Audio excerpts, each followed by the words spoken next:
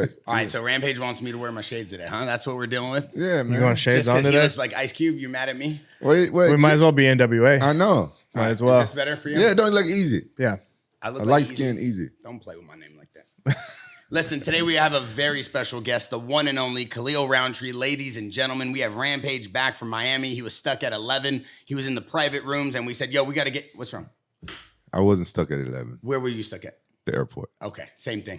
So Rampage was, he was throwing a little something. He Yeah, was yeah. getting a little loose. And so we got him back in Newport. That's always exciting when we can get Rampage home. It's like the movie Taken. We have to send a whole team to go get him. And now that he's back and he's looking fresher than ever, he's lean. Fresh He's got as this. death. Look at this fresh fit. Can you just stand up and show the audience? He got new Adidas on, new leather pants. These nothing I have on is new except for this jacket. No, your whole body's brand new. You lean. You're like 30 pounds lighter. I was sick. I had food poisoning for like 2 days, 2 or 3 days. What'd you eat? Man, we was out there shooting a show, right? And Riddick Bowe wanted to go to Outback Steakhouse. I hate that damn place. Outback Steakhouse. Man, and so I ordered a chicken salad, and the chicken wasn't done. It wasn't I guess. chicken. Oh, it wasn't chicken. Oh my god, my stomach's still gurgling right now. Who goes to Outback Steakhouse anymore? Nobody. Some people like it. Cheap people. I can't say the last time I've been to Outback. Oh my god. Oh, my God. What's your favorite restaurant? Ooh. I mean, you got to break it down. Like, But you living in Vegas, though, right? I live in Vegas, which honestly is, I'd say, one of the best food places in the country. My favorite Hands place down. in Vegas is Barry's. Oh, I like Barry's is good. You know what? Actually, my favorite restaurant, Mott 32. Chinese. Oh, for real? Ooh, fire. I never been there. Yeah, Yeah, they're good. Shout out Mott 32. Yeah. Are you a foodie? Yeah, I'm a foodie, man. You don't look like a foodie. I used to be 300 pounds. It wasn't for nothing, man. I call cat, nigga. I call cat. Right off the bat, he's starting off early. No, of course, man. Foodie to heart. For Come real? on. Yeah, You yeah, used to yeah. be 300 pounds? Yeah, at 19 years old. At 19 years old? Yeah. What the hell was you doing? Just eating, man. Eating bad, drinking soda, smoking cigarettes. Just everything bad. Living a life? Living the life. Was you like one of those gamers that just stayed in your room and just gamed and just ate and smoked? I was different. It was more music for me. Yeah, like I played instruments, guitar, things like that. So I would just lock myself in my room and play music. I was never really into games. Yeah. You didn't play sports in high school or anything? Nah, so I think it was like sophomore or junior year. I had some friends and they played volleyball.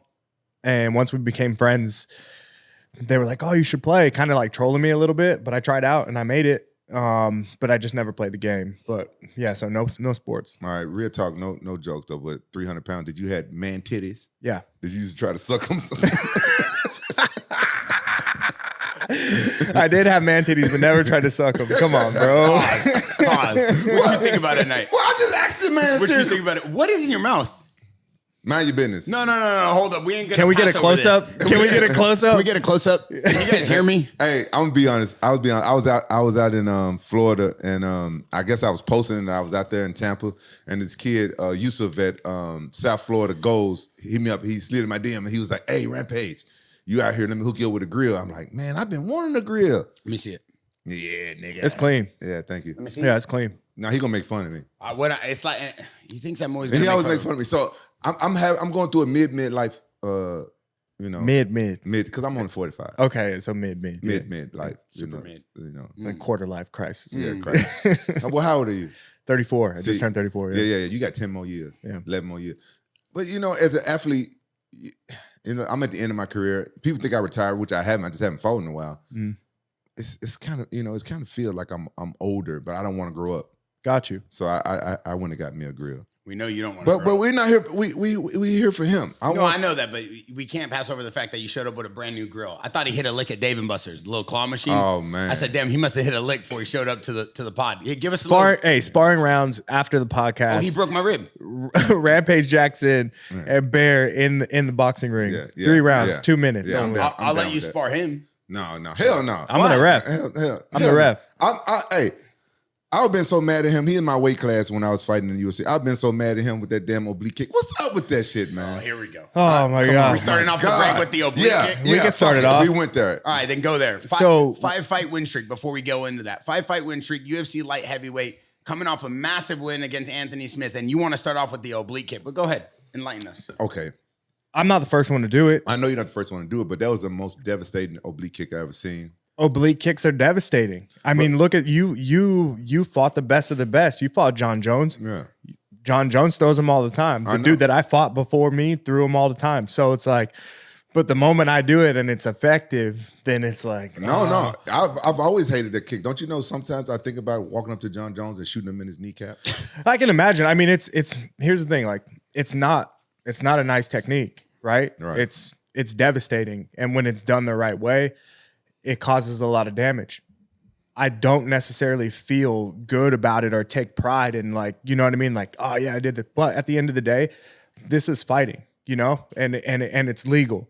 So there are situations in life where you have to do what you got to do.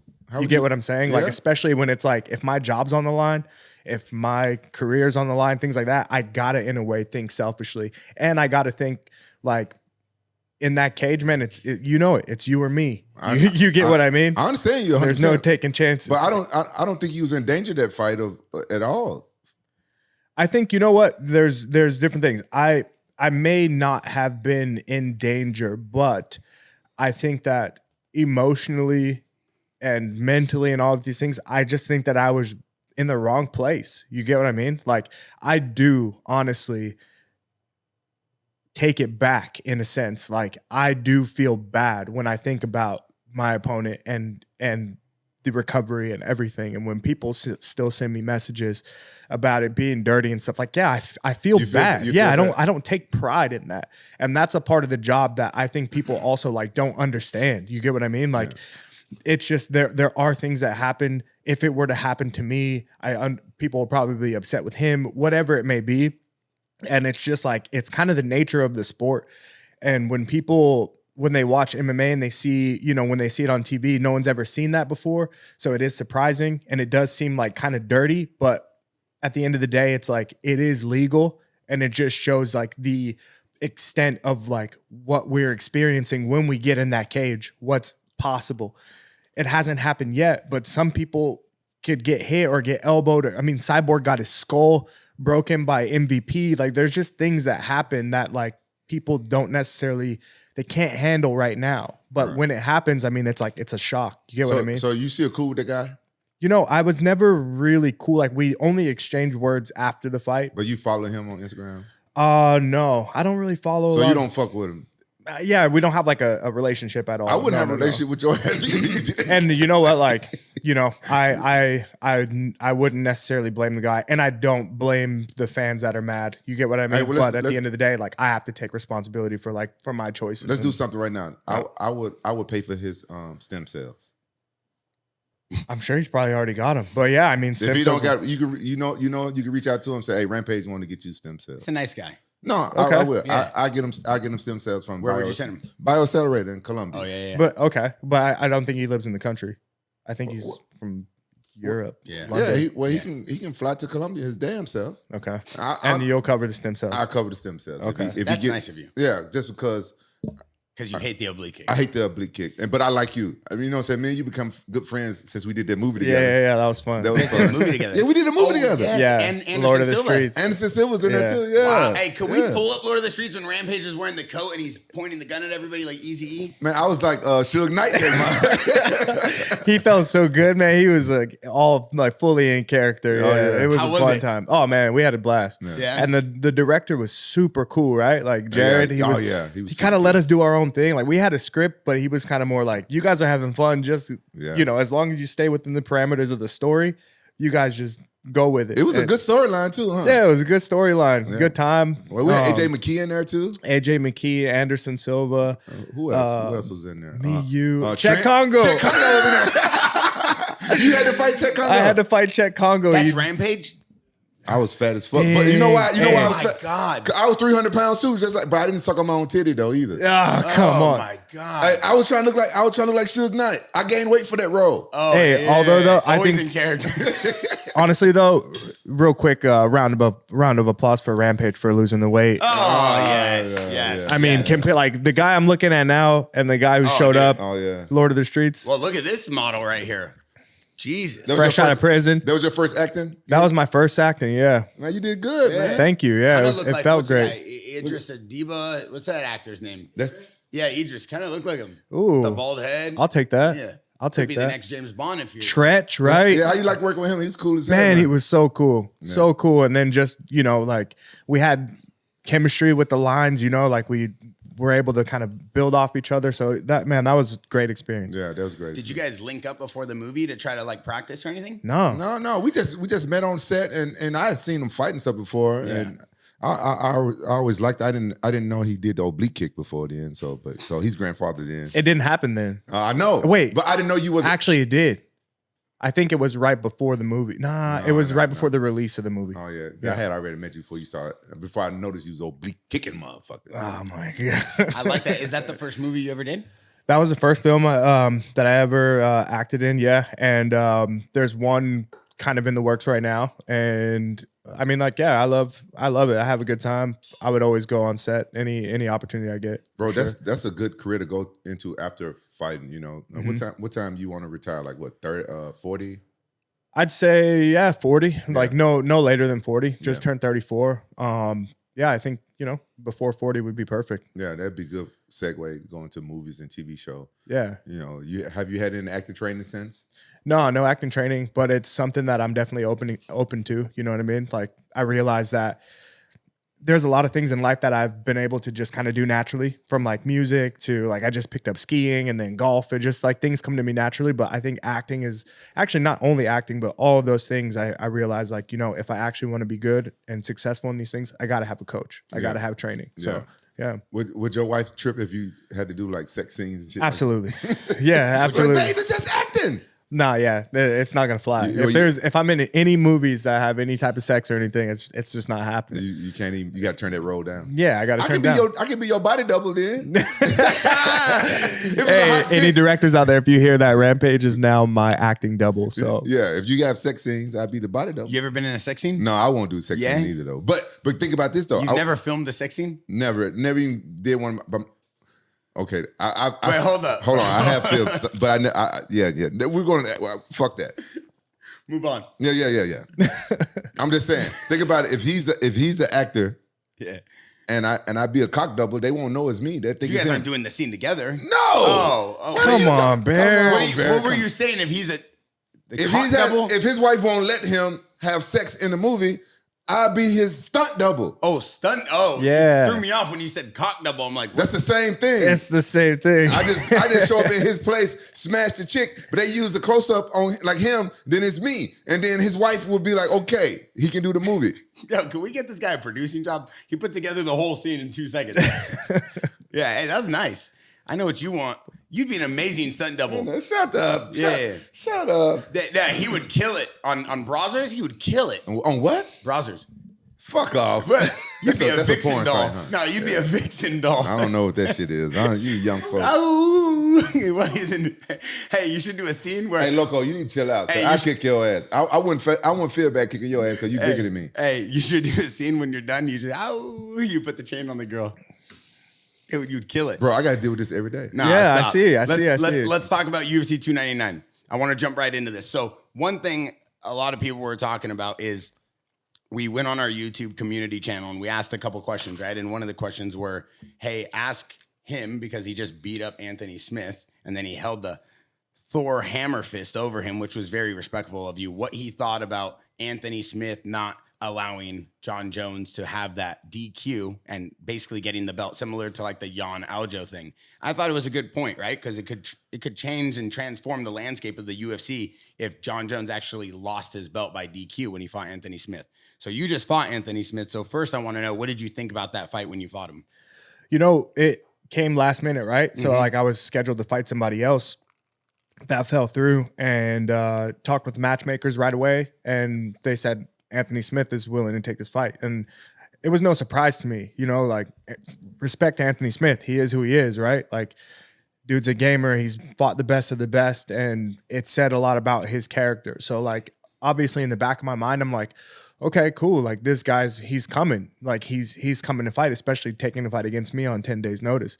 So right off the bat, there was like, there was a level of like reality, like respect, I was like, okay, it's going to be a good one. But I was ready, man. I was in the best shape that I've ever been in my life. So The fight itself, honestly, right now, I'd say that's probably my favorite fight that I've had so far. I don't really watch a lot of my past fights, but this one I watched a lot, and I was really happy with my performance and really happy with just my growth and composure. 100% present the whole fight. You know, like I can remember it now. You know, some fights are a blur, but this one for me, like I remember every single moment of that fight, and man, I was happy with everything, and that's actually where the hammer fist thing came from. It's because I was present. You know, like it wasn't emotional. I didn't knock him in. No, I hit him. Boom. I saw his eyes, and I was just like, I got it if I need it. So like that means that, you know, I was 100% laser focused the whole time. So. Respect to Anthony Smith for taking that fight. Hell yeah. On 10 days notice. Yeah, man. But yeah, you look like you was on another level. And after watching that fight, I wanted to know where in the fuck you been training. I want to go there. You training in Thailand? For that one, no, I didn't. But before your Muay Thai skills like jumped up. My Muay Thai skills came from Thailand. Yeah, for sure. Where are you training at in Thailand? Is it a secret? No, it's not a secret. So when I lived there, I lived in a gym called Pet Yin D. Do what now? Pet Yin D. Pet Yin D. Yeah, Pet Yin D Academy. Like pet your D? Yeah. I pet my D all the time. Oh, my bad. I shouldn't say that on camera. Yeah, exactly. No, I trained and lived at Pet Yin D Academy, and they have some of the most active champions right now, Muay Thai champions, stadium fighters. What city in Thailand is it? Bangkok.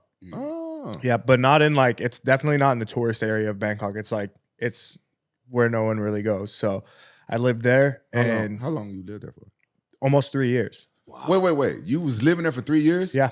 When? Before you did the movie? Yeah, before I did the movie. So I was there the end of 2018, and then all of 2019, all of 2020. So like the end half of 2018, all of 2019, all of 2020. You came home right before COVID? I came home after COVID. I spent COVID in Thailand. Do you speak Thai now? Yeah, a little bit actually. Oh, like really? enough to survive for sure. Like I had to. And I think that's one thing that made me fall in love with Thailand. So how do you say, do you like black men in Thai? Chop kundam mai? No, it'd be something like that. Kundam W. Something along those lines. If you was married, you wouldn't have to say that unless your wife is Thai. No. She's Korean. Oh, okay. Korean and British, yeah. Oh, you wouldn't have to say that then. No, not at all. Yeah. Yeah, and it's a little bit more difficult. Like here I'm in America, so I'm like, my Thai's not like as fluent as it was. Yeah. I still practice, but it's not as fluent as it was. But I had to learn it fast because just the way, like where I lived, like I said, there was no tourists there. I lived in the gym with only Thais that only spoke Thai. There was like maybe 2 people that lived in the gym that spoke English and kind of helped me navigate through. But I think that's what made the biggest difference is like I had to fully immerse myself in what was going on. And those guys train twice a day. I want to do that. I want to do that for a couple of months because I might want to do one more MMA fight before I bounce out. Yeah. I mean, it would be the best way to get in shape or like just to like actually make some progress. But it's this damn podcast. I can't do nothing. I can't go nowhere. Stop. I'll take your spot. All right. You go to Thailand. All right. Me and Vera will hold it down here. All right. And then you send us updates. Yeah, Don't tempt him. Hey, that'd be cool. Like if I'm not here sometime. I'll be your double here. And then when I get an acting gig, then you come and you be my double. And then we just trade off. You ain't going to Bangkok to train, brother. Yeah, you know what? You do need like a show, like a chaperone. He ain't living in no gym. He bougie now. Yeah. I wouldn't live in a gym. Look at how he show up. I wouldn't live in a like gym. I Blade. get me a nice apartment. It's cheap out there. Yeah. You Bro, can find something nice. I've done 2 or 3 movies out there. I love Thailand. Yeah. You were training Sneeko last week, and he was showing Sneeko some technique, and he was like in a Thai stance. I was like, Rampage, it looks like you enjoy kicking, and it looks like you enjoy fighting. He's like, yeah, I actually do. I was like, bro, then go train with some guys and like get that love back for it. People don't know, but after like when I came to fighting, I was a wrestler. Then I learned jiu-jitsu first.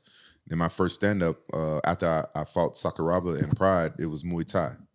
I thought as soon as I got done fighting Sakuraba, I went straight to Big Bear Mountain to help Tito Ortiz train. I can't remember who he was training for, and Colin Oyama was training him, and the Muay Thai coach.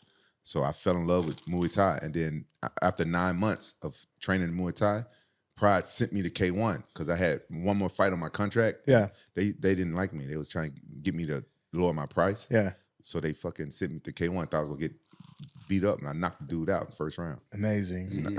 After training Muay Thai for 9 months. Do you remember? Is that fight available online? Yeah, you can watch it. I'll watch it. I think the name. I forgot the guy's name. He was a French Cyril Abedi. Okay, I'll type in just like Rampage K1. And, Oh yeah. Perfect. But it was 2 fights. Okay. So they had me rematch him. Christmas, they gave me a short notice fight. They wanted me to get beat again, and I ended up beating them by decision the second time. Then K1 never asked me back. Wow. And I always wanted to go back to K1 because I liked it. But then I saw how Gary Goodrich, there, and he's not the same no more. So I was like, probably a good thing I didn't keep fighting K1. Yeah, man. I mean, for big guys fighting K1, it's like very similar to boxing in a sense, right? But we just got more tools. Yeah. And yeah. I mean, Yeah, but I love Muay Thai. same. It hurts though. It hurts more than MMA. More time. Oh Yeah. fuck yeah. Yeah, absolutely. You're just, you're taking more. Yeah. Even if you're blocking it, I mean, you're still taking the impact. Yeah, when you were teaching me how to block kicks with putting my knee out like that, Yeah. like my shin actually really hurt after a few of those. And I was blocking. I wasn't even the one kicking. Yeah, you gotta block with your. Do you block with your knee?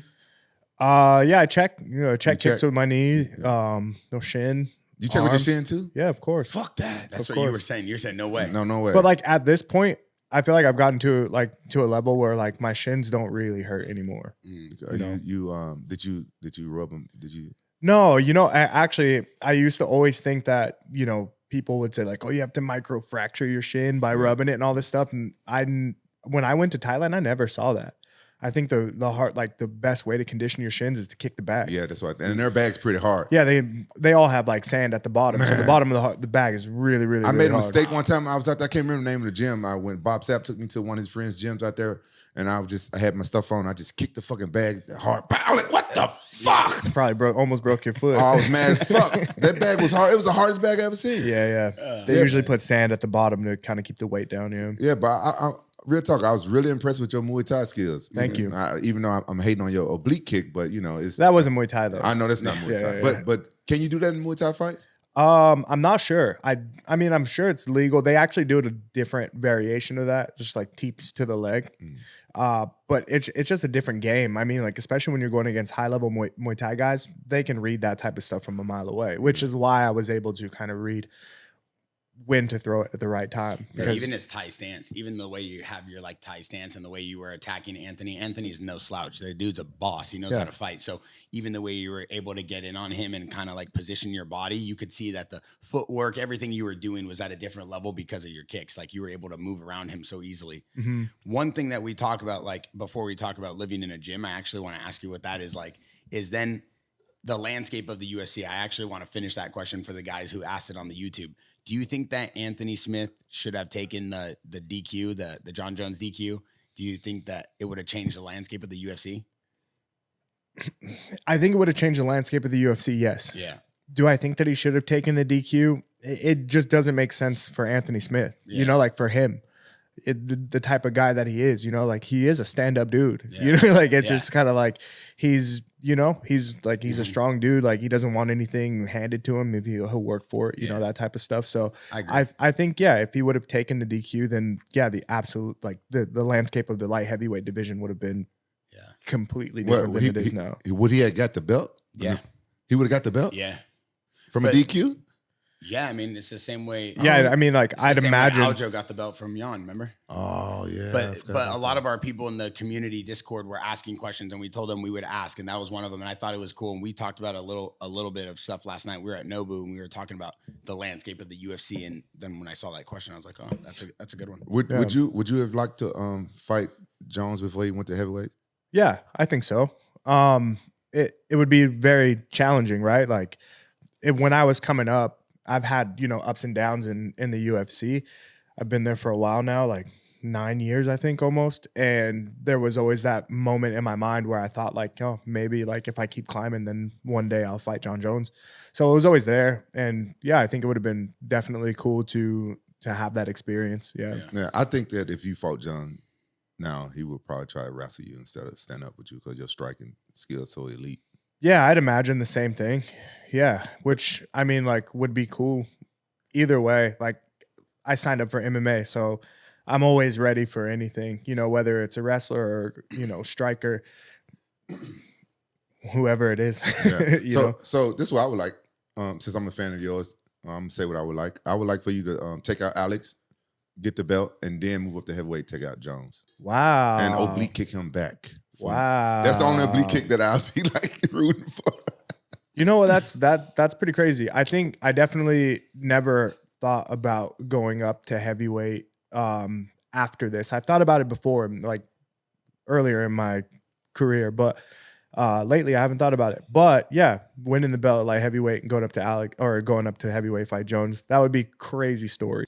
You would actually have an amazing super fight because there's not going to be a lot of people for John Jones. Like what Rampage said, there's not going to be a lot of big cards that they could make that people would be excited to watch. So I think you move into heavyweight, you knock out one or two guys, and then they give you the Jones fight. Oh, dude. And that would probably be one of his last one or two fights. It's game over. That'd be big. Yeah, that'd be, I mean, Superstar that'd definitely be cool and a good story to have for sure. I just feel like for me, I already feel a little bit small in the light heavyweight division.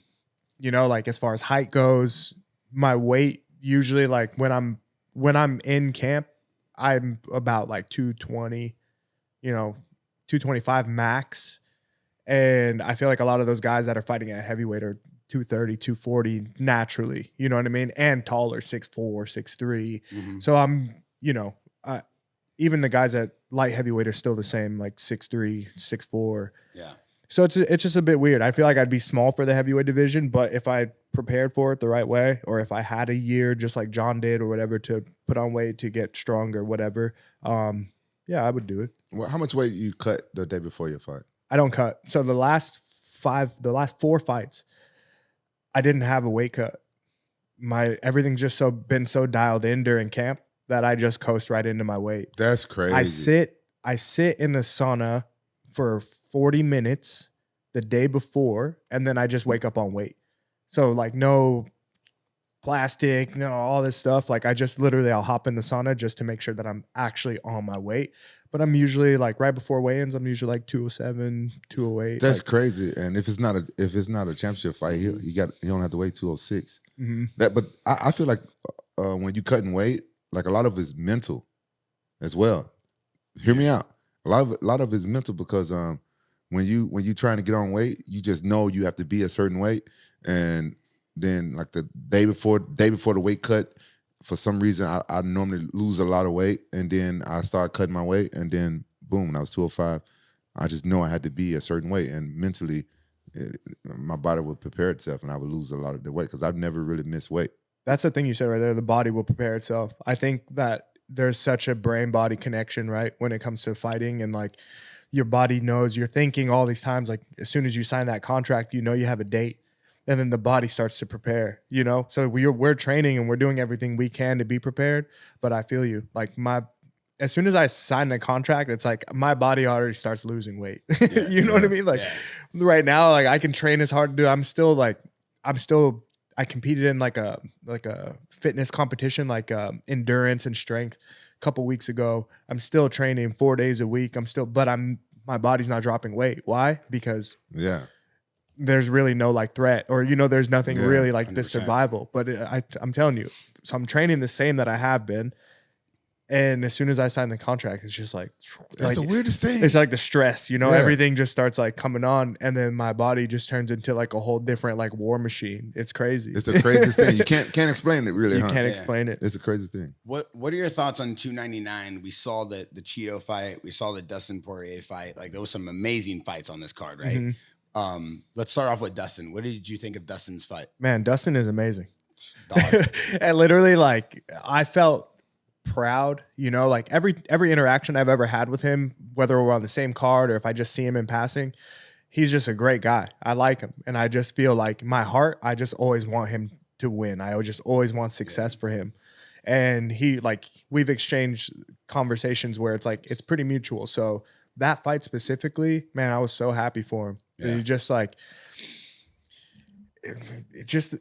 you can't count him out. And like he said too, he's like, I'm always the underdog, and he likes it, you know, and he continues to show up and show out. And like, man, I'd say like he's probably one of my favorite fighters right now.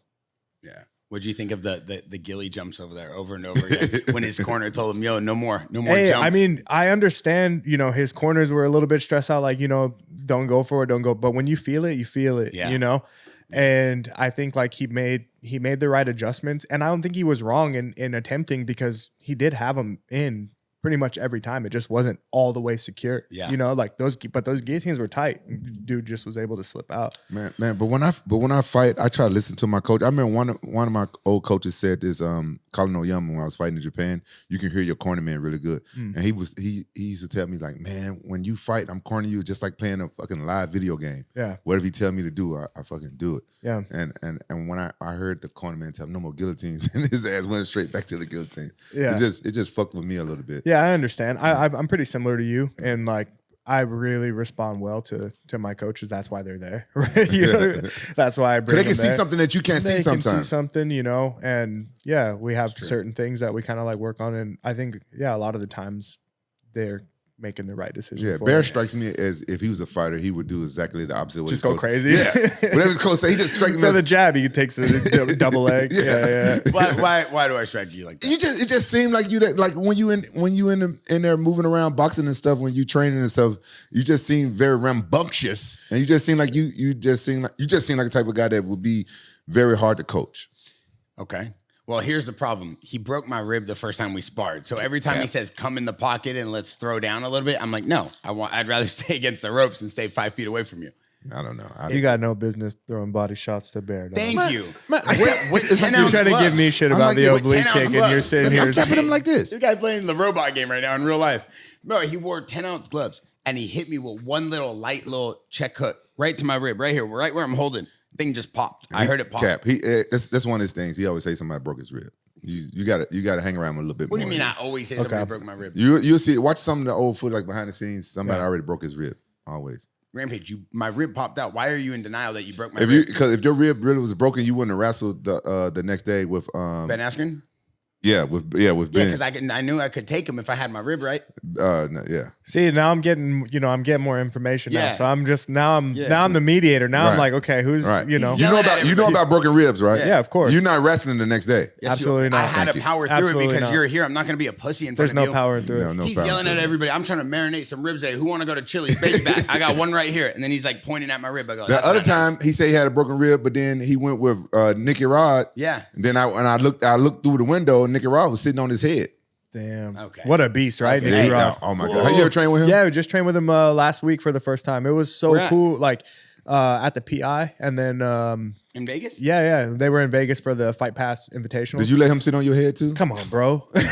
He No, was honestly, like liking no, he didn't sit on my head, but the dude, he tapped me so many times, like within I think we rolled the first time was like 30 minutes, and then we rolled again the next day for like another 30, 40 minutes or something like that.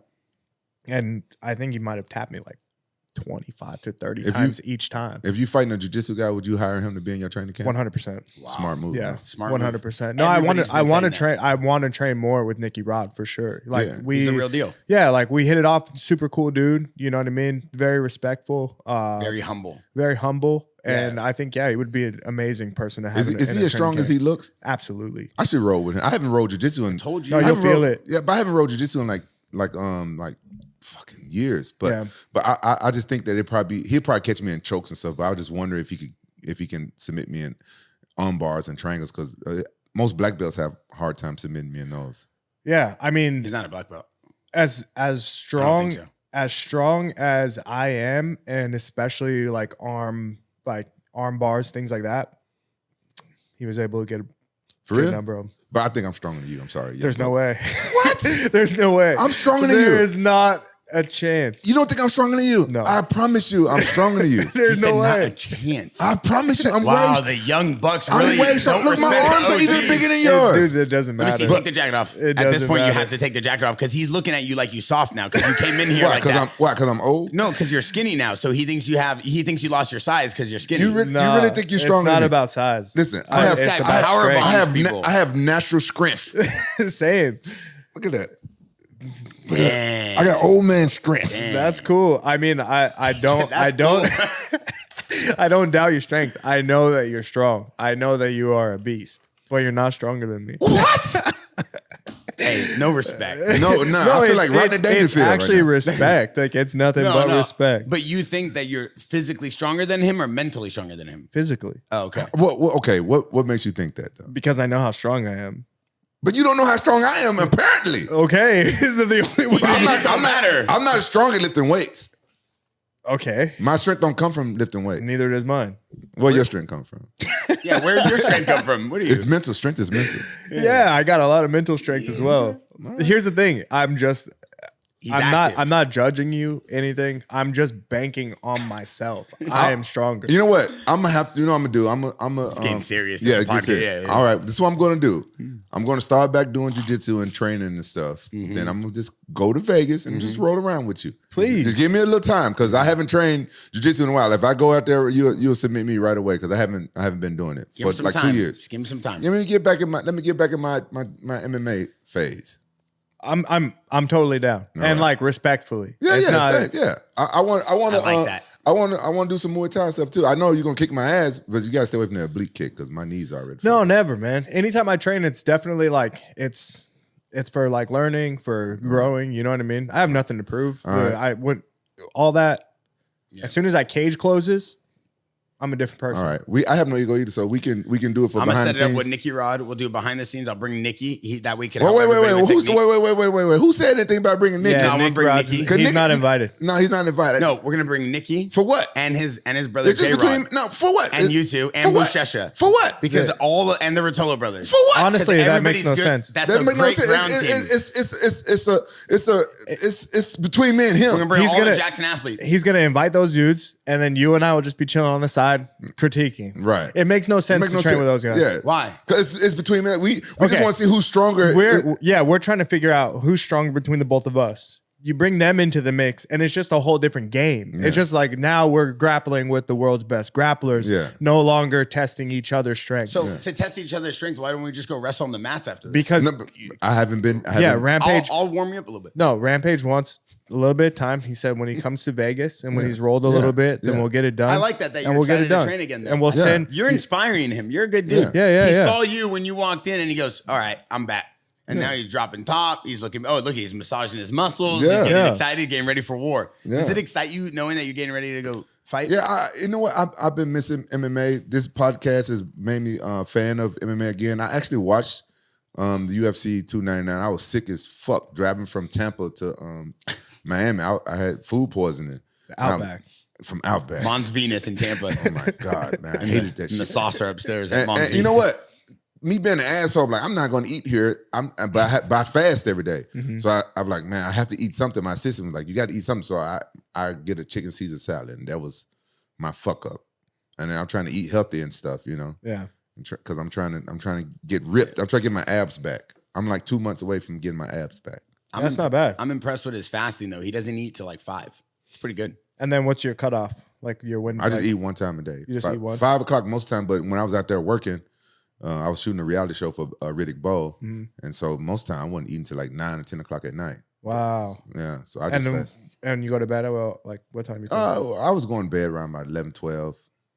Yeah, I mean, I'm the same in a way. Like especially during camp, I'll try. Like I'll eat twice a day, but like big meals. You know, like one probably around like 2 or 3 o'clock, and then another one around like 5 to 7, and then just shut it down. What's your meals look like though? I eat just like steak, burgers.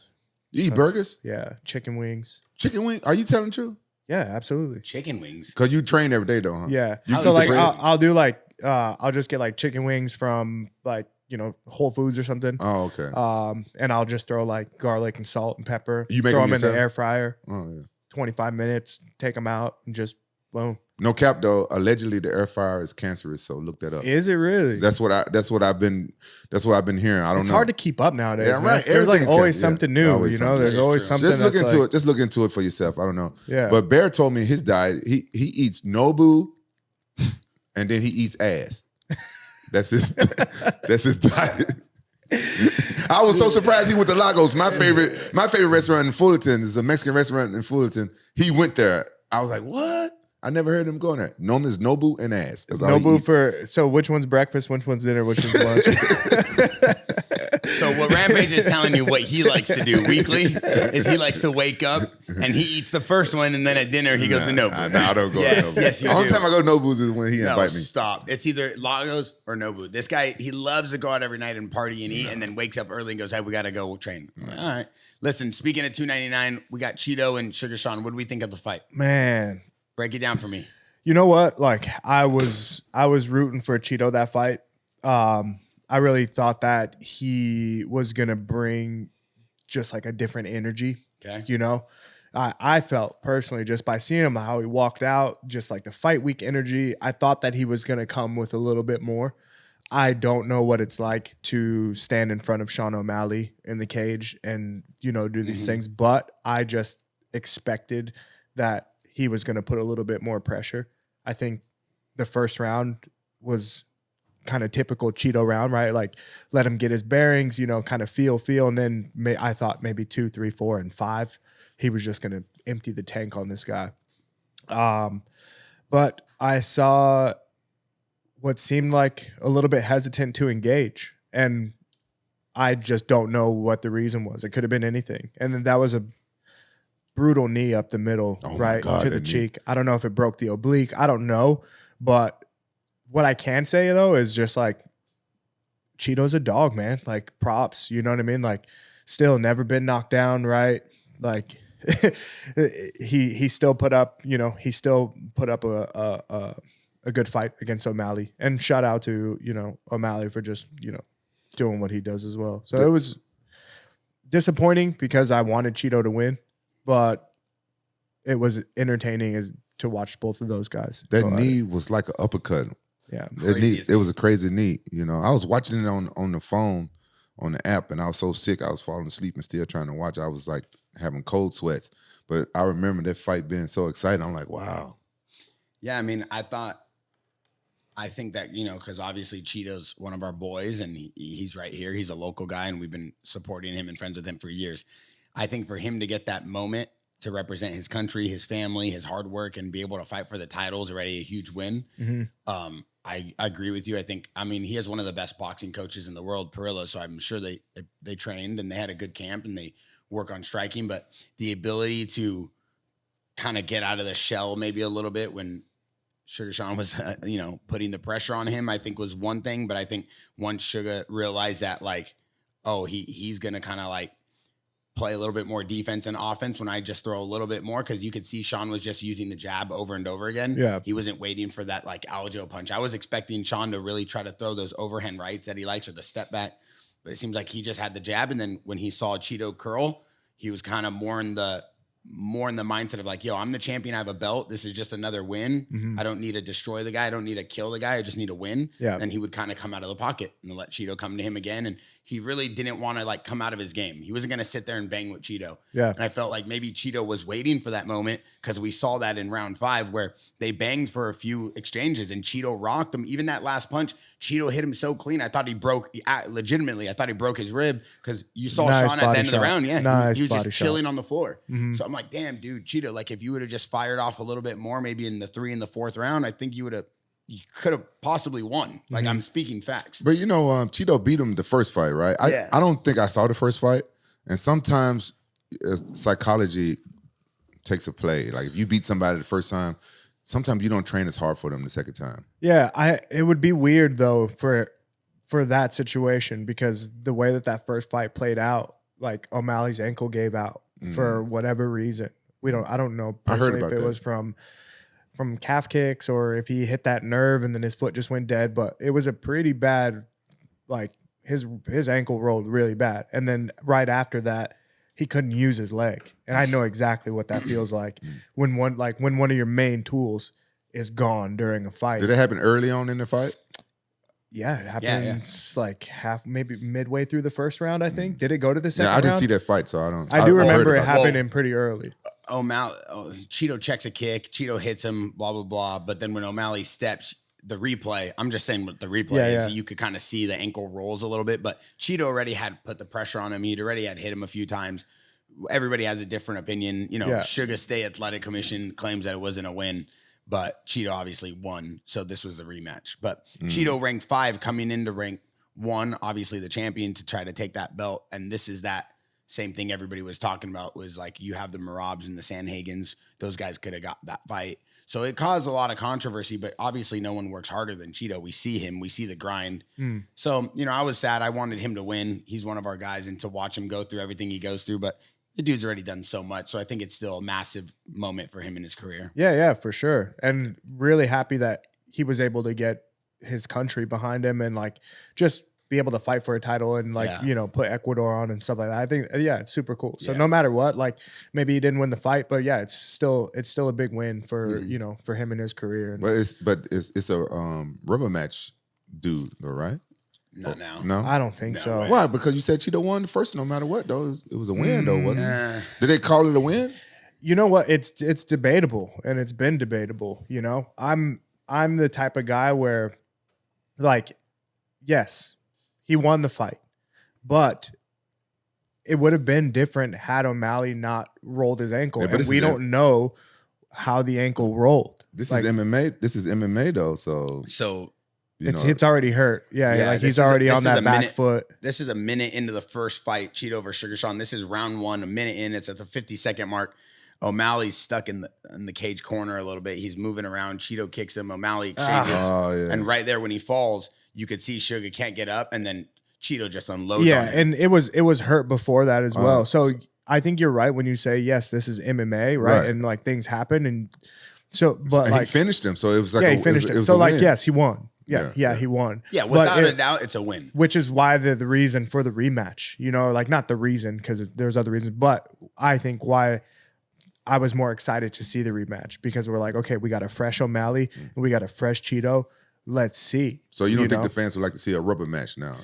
That was it. I feel like that wasn't. It's 1-1 now. No, it's to a the rematch. fans. To the fans, they believe that first fight maybe was like whatever. That was the rematch that everybody wanted. I personally, you wouldn't want to see a rubber match right away. No, I want to ask you about Venom and Kevin Holland. Wow, MVP. Wow. You know, Bellator guys, they're proven to be tougher than a lot of people, you know, give them credit for. You know, I was over there at Bellator. Michael Chandler. Yeah. Right. Yeah. I think it was good. I liked that we got to see the MVP that we saw in Bellator. You know, like he didn't lose it. He still brought his like entertainment to the UFC, which is pretty cool. I think that Kevin Holland had everything that it took, and he tried everything that he could. You know, but it's kind of hard to, I guess, catch a guy like Venom. He's just moving differently every 5 seconds. See, you know what I mean? Like it's just like there's a new movement, and you can't really replicate that in training. It's just like, so you kind of have to figure it out as time's going.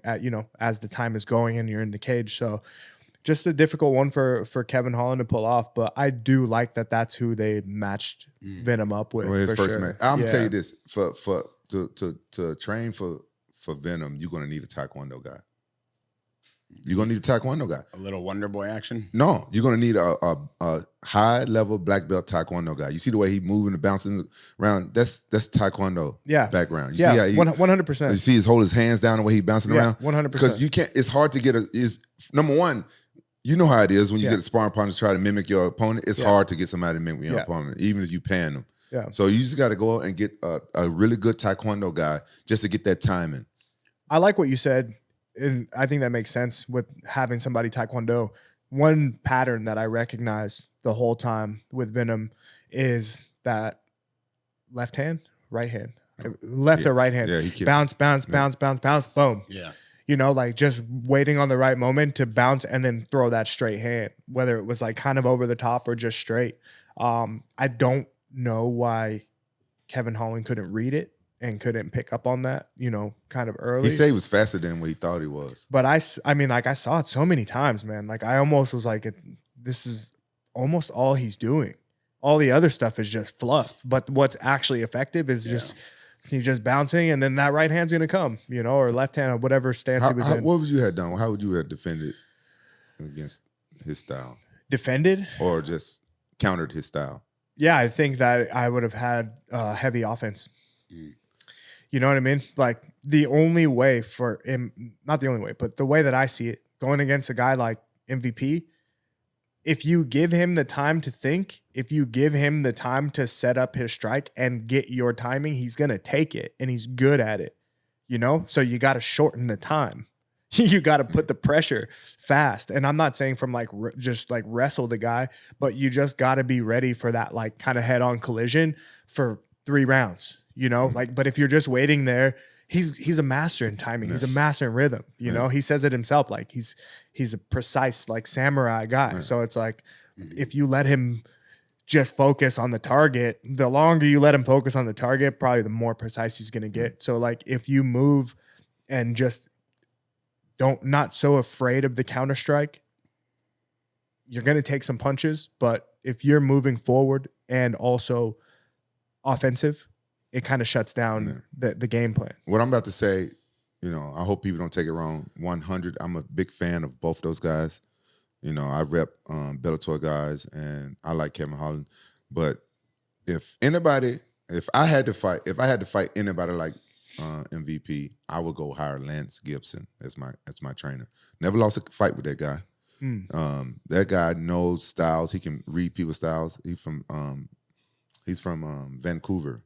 Okay. He used to fight in UFC back in the day. Fearless. I don't know how long you've been watching UFC. Lance Gibson was the OG, and he trained me for a couple of fights. If I can remember, he was my head coach for Machida, because I was really worried about Machida. Yeah. And he broke it down, and I really wished I would have had him for John Jones.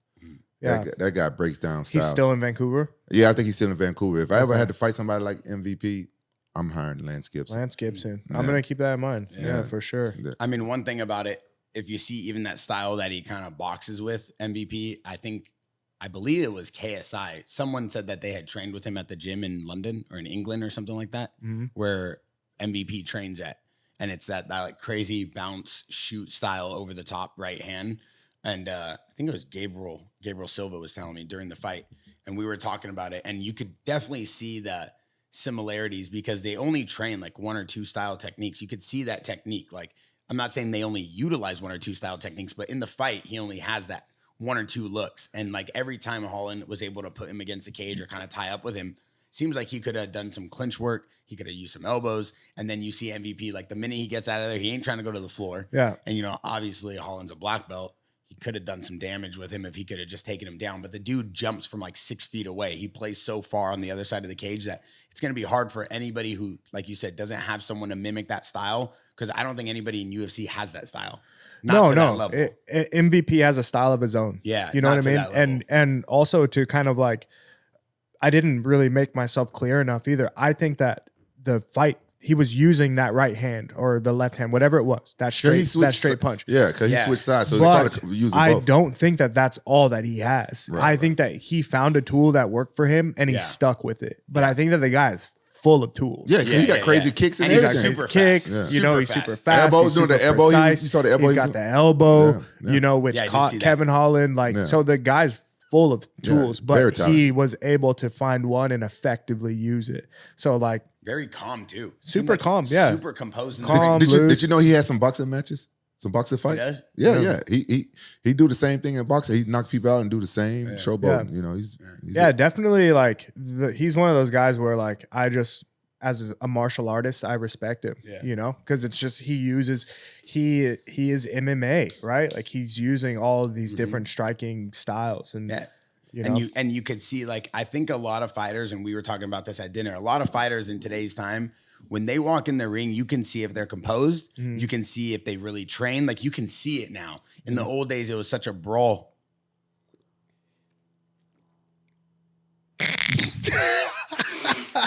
I tried to stay silent as long as I could. What's up, fam? You dehydrated? I told you I just got over food poisoning. No, rehydrate. Yeah, I've been sweating. You was out all night. No, I've been sweating for. You was at 11.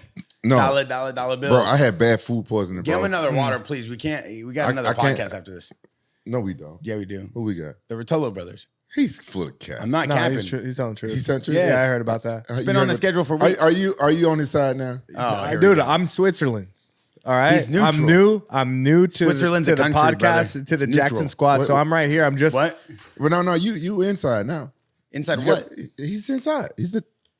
Am I Jackson? You Jackson. Yes, Am I sir. Jackson? You Jackson, You yeah. guys heard? Hey, he's one of you us. guys He's one of heard us. it. You Yeah, guys heard it on the yeah. podcast. He loves to train. He loves to look good. I'm He's one of Jackson. us. You got the No, bling, hey, the honestly, helm. no, I like the stack you got going on though. Oh, you like- yeah, you gotta stack I it like up. that That's the stack. new Cuban 10 millimeter iced out chain. That's one of our best selling The 10 chains. mil, okay. That's our iced out tennis. And the tennis? And that's our new pendant Yeah, iced out. We just you got to dropped them. stack. You got to stack them all. You Yeah. gotta stack 'em. Hey, everybody I does need a little the stack. I need the Rampage stack. I like right, it a all lot. right, let's get- let's I get- think I'm almost there. I'm Yeah, yeah. halfway there. Let's I see, think yeah, I got yeah. the Cuban. He need this. I got the right? tennis. See, he's I got the just new need- iced out I 10 need the millimeter. thin. Yeah. This is my favorite look. The iced out 10 millimeter is one of the best selling chains, right? Because Yeah. you can wear it when you train, you can wear it when you go out, but it elevates any black tee. I like the way you did the pendant, but that you only do that when you're going to see girls. I know you. You like the extra thing. Because he likes to take it off. He puts it on them. He go, baby, this is yours now. And he gives them he loves giving them the iced out pendant. It's a good chain. It's a good Bro, look. I get hit up by so many But I girls like it. asking for different stuff. Podcast 15. Yeah. 15% off like site the wide. girls love even though it's guy shit, the girls love it too. Yeah, I mean it's nice. That's what I got to get before I leave. That- the iced that- out pendant, and I That's can how have we're the doing all Rampage this. stack, and Yeah. you can sell it as the stack. I'd buy it. All right. That's I'd how buy we're it. doing all this. That's how we built this command center for Rampage and our Jackson House, our wellness and recovery center. And so that way we could take care of our team.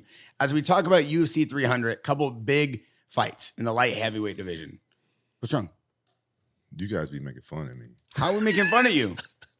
How are we making fun of him? I'm You're just trying becoming very emotional as you become skinnier. And I don't like that about you. I like when you are you hard know, body my- karate. My daughter said I'm sensitive. Yeah, you are. And I don't believe Yeah, it. you are. You're very sensitive. That's now. nice though. No, he used I'm to never be sensitive like as hell. this. You're No. sensitive. As hell, and I don't care. Like that's just who That's I am. okay. You could be vulnerable, but he's very sensitive. Did you get upset with me when I asked you, did you suck your own titties? Yeah, he did. Nah, I didn't get upset. See? No, he did. I got two older brothers. Like You they know used it. to do some shit too. But like- I didn't believe that you was 300 pounds though. yeah, man. He You doesn't guys can believe pull it. up a photo anywhere. No. In high school, yeah, chubby, All no right. neck. Alex versus Jamal Hill, boys. UFC 300. What do we think? Jamal, hold on. Jamal Hill. That's an old football player? Damn. I got no comment, and not in like, I mean, Have you trained with Jamal Hill before? nah. What do we think about Alex? What do we think about him? I think he's funny, even though you don't What do we speak think English. about him? Alex Vera, I mean, I think that he's Glover's protege. I think that he's good. I think that he's great. You know, he's the champion. I think he's the champion for a reason. I think that he's got great striking experience. And I personally, I think that the two of us matched up, me versus Alex. I think that honestly, when I see that fight happening, and when it does happen, because it will happen, that's the fight that all the fans want. Yeah, I want to see that. That's one. the fight that the fans want, whether it's for Say a it. belt or not. Say it. That's the fight that the fans want to see. I'd So, pay extra to see that fight. dude, I would though. yeah, I mean, like, and I think that's a fight that to me is exciting. Would you go back to Thailand and train more Muay Thai for that camp, or would you just bring one of the Thai coaches that taught you all that awesome Thai shit to Vegas? I already have, like, I have a Thai trainer in Vegas with me. He's I don't- Thai? Yeah. Straight from Thailand, like over 300 fights, you know, like very well versed in Muay Thai. I wouldn't go to Thailand for that, especially like if the fight were in Vegas. Yeah. So you got your Thai coach. So Yeah, I've got my coach. I've got a system that's been working for me. I don't think that there's necessarily anything that I would need to change. do you feel know like what I that mean? fight would be strictly like a stand-up fight? You think it would be like a Thai fight? I think it would be a good dynamic strike. I think you would see just a mixture of kickboxing, a mixture of Muay Thai. You might see some like, you know, some grappling as far as like on the stand-up, like clinch work type of stuff. I just think that right now, the way that they have shown and promoted Alex has been like very like he's the most devastating striker in the heavyweight division and all this stuff, but like they're also kind of saying the same thing about me. And when I watch him fight, I do like his style and I like the way he fights and I like the intensity that he brings. And I feel like I bring that too. So it's just like when I think about a fight, and especially when I start to consider the fans, because it's rare for me to think about the fans like, oh, this is one for the fans. Like I'm constantly thinking about like myself, my career, like where I want to go. But when I think about just like the fans, that's the fight, man. You know, like it just, I think that that's one that when I'm done and when I'm, you know, when I'm done fighting, it's just like the fights with you and Vanderlei. Yeah. Those are just fights in your career that just stand out, and people are like, I love that fight. I think that one for me is one of those moments like in my career where it's just like that one fight where everybody remembers and everybody's going to tune in to watch it. I agree with you 100% on that. Yeah. So I think that as far as UFC 300 goes, I don't necessarily care who wins that one. It would be nice for it to be Alex, because then that means that like if he stays champion, then when it's time for me to make a title run, if he's still the champion, then that means like I get a chance to beat him and actually get the title from that fight. And that to me is just like, that's big. It's a big moment. But if it's not, like say he loses and then they're like, you know what, this is what you asked for. We'll give you a main event against Alex Pereira. I still think that's good for me, for my brand, for my career, because it's a big fight. Would you bring Izzy in as your sparring partner, or is he going to go for a run again? I don't really like. I've only like ever met Izzy in passing. Like he's a cool guy. Yeah, he seems really cool. It's always been like genuine. But I had never like thought about like, oh, let me reach out, because I just don't know if we're that close or not. Oh yeah. But I think. Yeah, I would really have to think like, who am I going to bring in for this camp? Because Alex is pretty tall, right? Yeah, he's a tall guy. He's taller than Izzy, right? I think so. And Izzy's tall. When I saw him in Saudi, tall. I was so shocked how big Izzy was when I met him in Saudi. Yeah, he's super tall. And Alex taller than him. From what I've seen, yeah. That's great. Well, how tall are you? 6'1". Oh, man, you the same height. Yeah, same height. So Alex is like what? He got to be like 6'4" then? I think he's about 6'4". Because Izzy he's like 6'2", 6'3". Alex might be 6'3", 6'4", 6'5", something like that. Yeah, like something like that. He's a little bit taller than Izzy. 6'5", maybe. He might be 6'5". Yeah, that's crazy he was 85 at 6'5". Mm-hmm. But he said, I mean, like I think he's also hinted at fighting at heavyweight as well. So who knows? I just know that like at this moment in my career, I'm just gonna continue to train and just be ready for just the best fights, whoever it may be. Like I'm number 8 right now. You number 8? Yeah. I think he should be up higher. If Alex moved to fight win streak. If Alex moved to heavyweight, I'm gonna say everybody running from him. I'm gonna say John Jones ran from. This is what I'm gonna say. John Jones ran from him. Say it. And then Alex is running from him. If Alex go to heavyweight, that's what I'm gonna say. Respect. And then you go to heavyweight and challenge them all. Just start chasing. Yeah, you start chasing bodies. All you gotta do is lift weights. Then you'll be stronger than me. I do lift weights. Well, then you will be stronger than me once you lift weights. Then you go to heavyweight. I do lift weights. Oh, okay, but you still ain't strong. Why do you think he's not strong? No, I'm sure he's strong, but he's not stronger than me. But why do you think that? Because I know how strong I am. He's going based off size. Yeah, you're going based off muscle, like old school, like Marine. Like, I got old man strength now. What does that mean? So I mean, I'm stronger than what I was even when I was fighting at 205. How many pull-ups can you do? 0. That's what I'm saying. Like, how are we basing strength right now? But I can pick people up over my head and slam them. Okay, but that's like, I mean, I'm gonna see. So, hey, pull up my fight in Japan with this guy named what's his Japanese name? The guy that wore those red tighty whities. Sakuraba? No, hell no. Red tighty Manoa. Manoa. Yeah, he tried to. I'm gonna show you how strong I am. You got to watch this. He tried to get me in a standing, what do you call it, Kimura or some shit. Yeah. And I picked him up with one arm and slammed him with one arm. Yeah. Bro, that was 20 years ago. That was 20 years ago, 18 years ago, at least minimum. What's wrong? Well, no, I'm giving you the date. Wait, why are you getting mad at me? Is that bad to say? You called me old. No, I'm just saying that was 18 The man just told you that he's going through a quarter life crisis, and you told him 20 years ago. Man. You're not going through a quarter life crisis. I'm going through a mid-life crisis. How are you going through a That's why I got the grill. How are you going through that? From South Florida Goals. You're having the time of your life. How are you going through that? Because, and as a fighter, as an athlete, 45 is old. But you're not defined by being a fighter. You're defined by being funny, by being charismatic. Fuck people that. love you. Fuck that. Why? I'm a fighter. I'm a fighter first. Okay, half of the audience that watches this think you're a Twitch streamer, that you play Call of Duty. I haven't fucking streamed on Twitch in a long time. Okay, so don't get mad. No, I'm a fighter. People thought you were related to Sneeko. You got me fucked up. No. Sneeko called me a gorilla. Fuck Sneeko. Hey, that's crazy. Sneeko called him a gorilla. Damn, yeah, I would have probably picked him up and thrown him. Yeah. See, you're not doing all that anymore. 10 well, years ago, you would have killed him. I was a fan of Sneeko, and then I didn't like what Sean Strickland did to him, so I had to teach him some defense. Being a Twitch streamer nowadays, though, is kind of.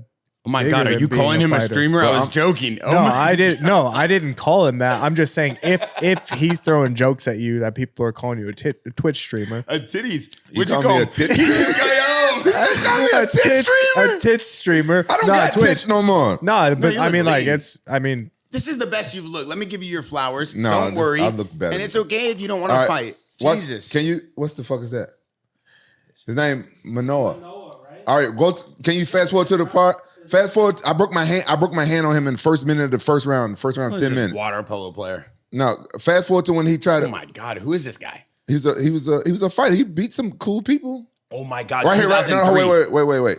That's not. Yeah, right here. Oh my. Hold on. Rewind that. That might not be the one. I think I slammed him twice. Look, he tried to do a stand. I think he tried to. No, that was two hands. I did one with one hand. Bro, what? You could have broke the guy's back. I don't think that was it. I fucked my shoulder up doing it. Did you really? Yeah, my shoulder still fucked from that. I don't think. But if your shoulder was stronger, it wouldn't have gotten hurt. No. Look, he tried to get me in the He tried to guillotine. put you in a guillotine, a flying one like Dustin. Look at he jumped the ghillie. Look at that. Look how strong I am. Somebody go for a guillotine, I'm slamming them every time. I never seen you do that. Rountree. Because nobody ever goes for guillotine. Yo, look at your movement on the floor, dude. You look like Nicky Rod. Oh my God, he tried to ankle lock you. What is this? He's like ankle picking? What is this? He was good. He was good at jiu-jitsu. He was good at jiu-jitsu. Oh, you weren't having any of that. No, hell no. I'm like, fuck you. Not with the camo paint. Hey, let's watch this for a second. No. I want the camo shirt. What are you doing? You're gonna box him right here? I want y'all to see the part where I pick him up with one hand. It's only 2 minutes. We're gonna watch the whole thing. Oh, look at your stand-up game. It's nice. Rountree, look at the way he was moving. Yeah. What do you think about the way his leg out front like a Muay Thai fighter? I was Muay Thai back then. Look, good takedown defense. Okay. I'm a wrestler, baby. Rampage, that was great defense. Okay, if you can keep him down here, then you're strong. What? Yeah, side control. What do you mean? Side control. If this guy gets up, you're not strong. I didn't want to be on the ground. I liked them to get up. Side control. Let's see. My hand was broken. There's a difference. What were you going for right here? Kimura? No. Look, that hand right there I was hitting him with was the broken hand. Oh, here it is. Y'all went too far. I'm finna end the fight right here. Americana from the side control. Full reverse Darce.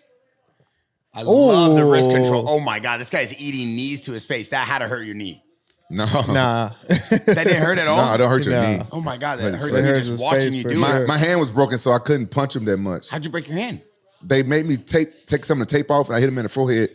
Like, it snapped like that the first 30 seconds. What about elbows? Are they allowed? Not in the face. Okay. Where are you putting your nose, my guy? Shut up. I'm putting my nuts in his face. God. I'm putting my nuts in his face. Holy 69. I was like, suck these nuts. Suck these nuts. Look at so me. You can't elbow, but you can knee to the head. Yeah, you can knee to the head. Flying but you can't knees elbow. They don't want cuts. Interesting. They don't want cuts. Oh, knees create cuts. No, knees don't do cuts as much as elbows. Not as much, but I mean, like, still a solid. Listen, you're not watching. Go back to the. I don't want y'all to see this lineup. Think about the lineup in this fight right now. I want y'all to look for 2003 and look Pride. for the Kimura. Look for the stand of Kimura. Let me set the tone for you, Rountree. 2003 Pride. You have Anderson Silva. You have Vanderlei. You have Rampage. Here you go. I think this is it. Hold on. Look, no, that wasn't it. Because that was two hands. I did the same thing with one hand though. I just whipped him up with one hand. Yeah, I get you're strong. I'm stronger than you. Poor guy. There's no way. Bro, the guy's 100 pounds lighter than you. The guy's 100 pounds lighter than you. That guy's like 195 pounds, almost 200 pounds. Easy. What were you weighing at this time? 205. Were you really? Yeah. No, you Look at me. didn't rehydrate? Here you go. Look, right here. No, that wasn't it. Why don't y'all put it on the right motherfucking one before I come out there and kick y'all motherfucking ass? Oh, okay, that's nice. Bully the producers when you have a fighter here because now you're upset. Yeah. Mr. Jackson. It's a single arm one. Mr. Jackson.